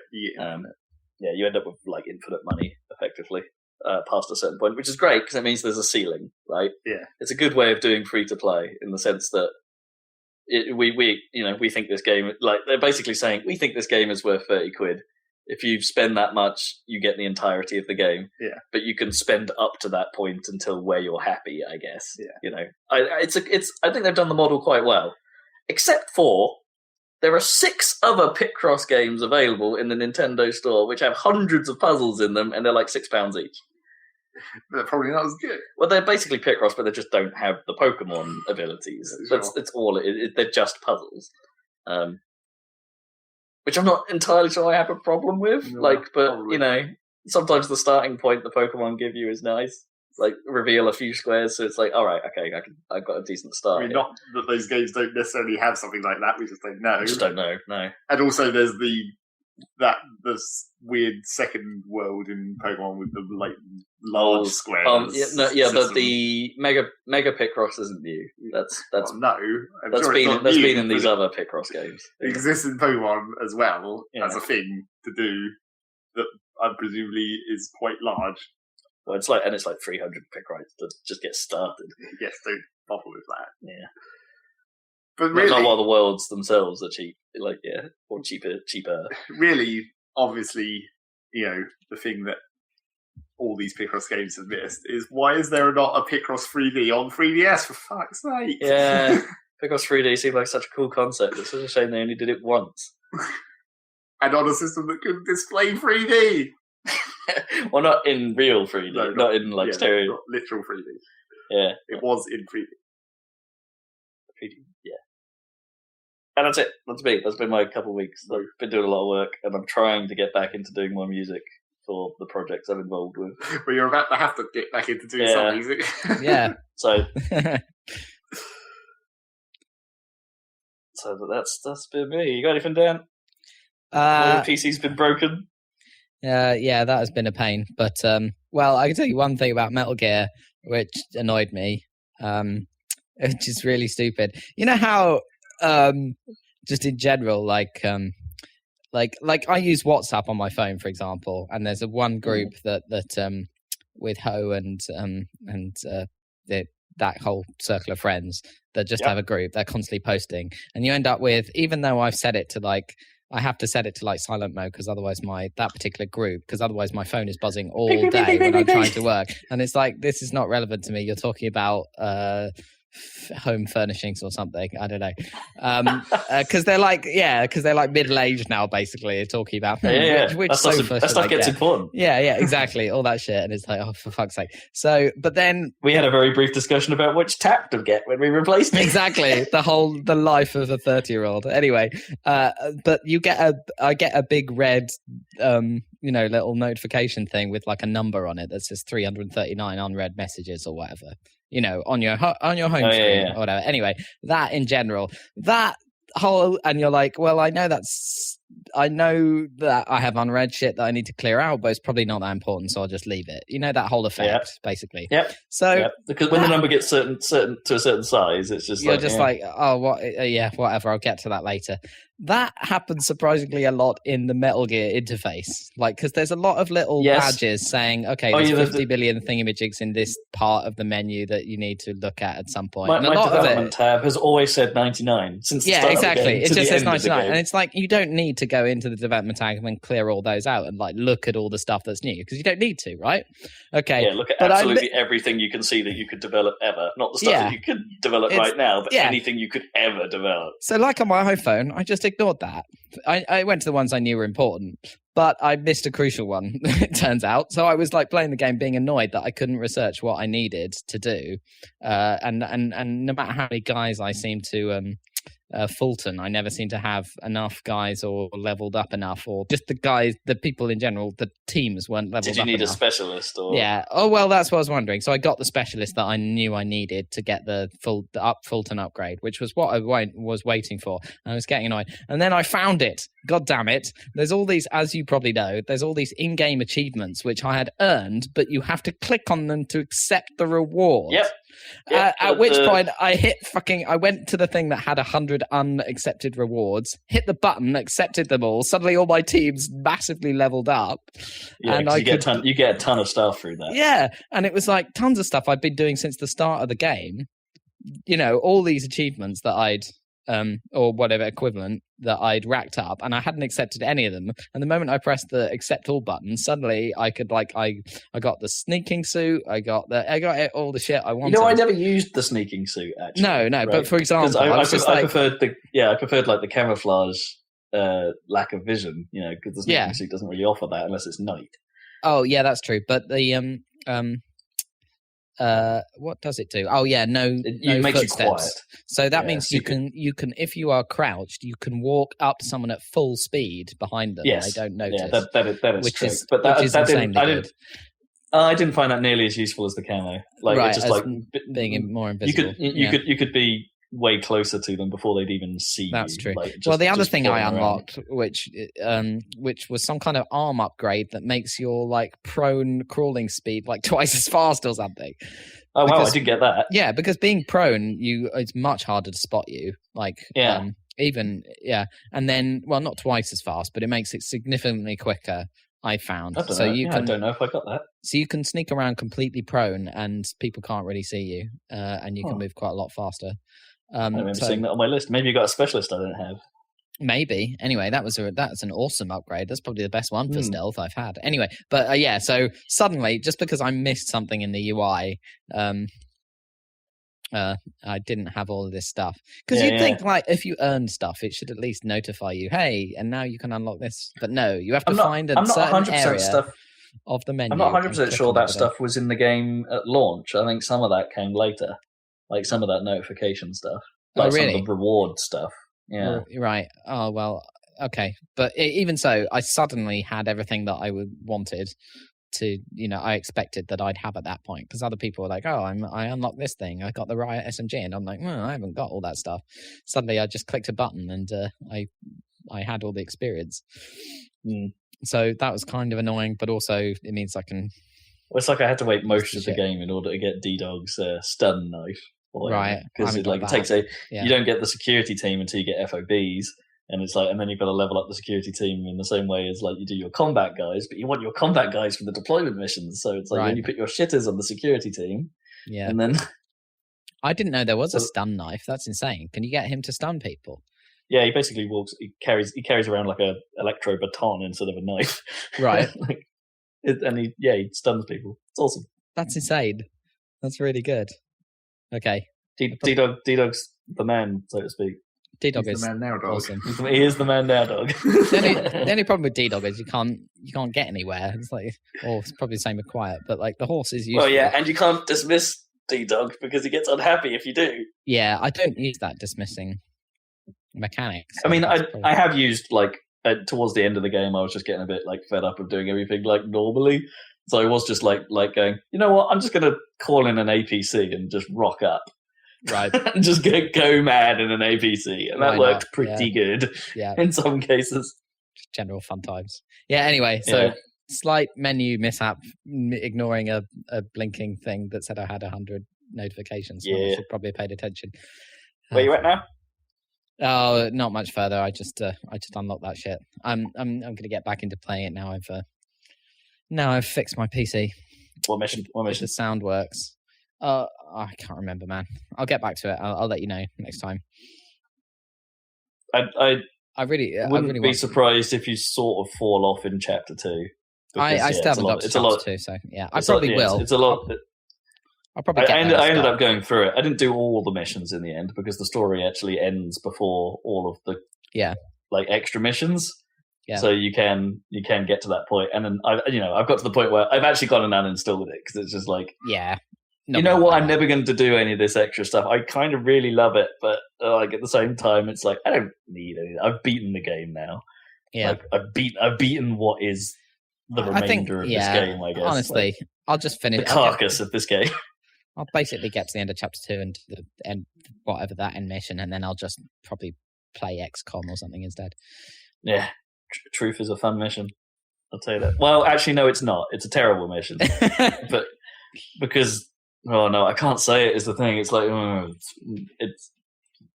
it's kind of something you've done before, but they changed little bits of it. Yeah, and it's good. But when it's done, but it's Metal Gear. Is what you're trying to say? It's properly Metal Gear. Sweet. It's like Mission 47 or something.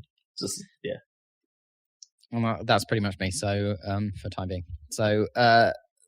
I think we're done here. Okay. Thank you for joining us. Check out the Broforce video on Happy Salad YouTube channel.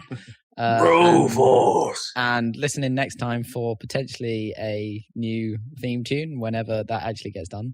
And join us for more of Season 7 of the Saladcast. We've so got to do some more of these outtake reels, man. Yeah. We've got another one. We've got a whole another year we can catch up on. 3 years behind.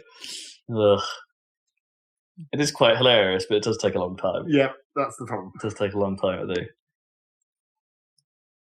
So you'd look forward to that, maybe? Also look forward to very out-of-date outtakes. Woo! Yeah, that'll be really out-of-date. And catch you next time. 2014 Spectacular. Speaking of outtakes, here's Rob finally getting out of his chair. Yeah, no. End of the podcast. Bye.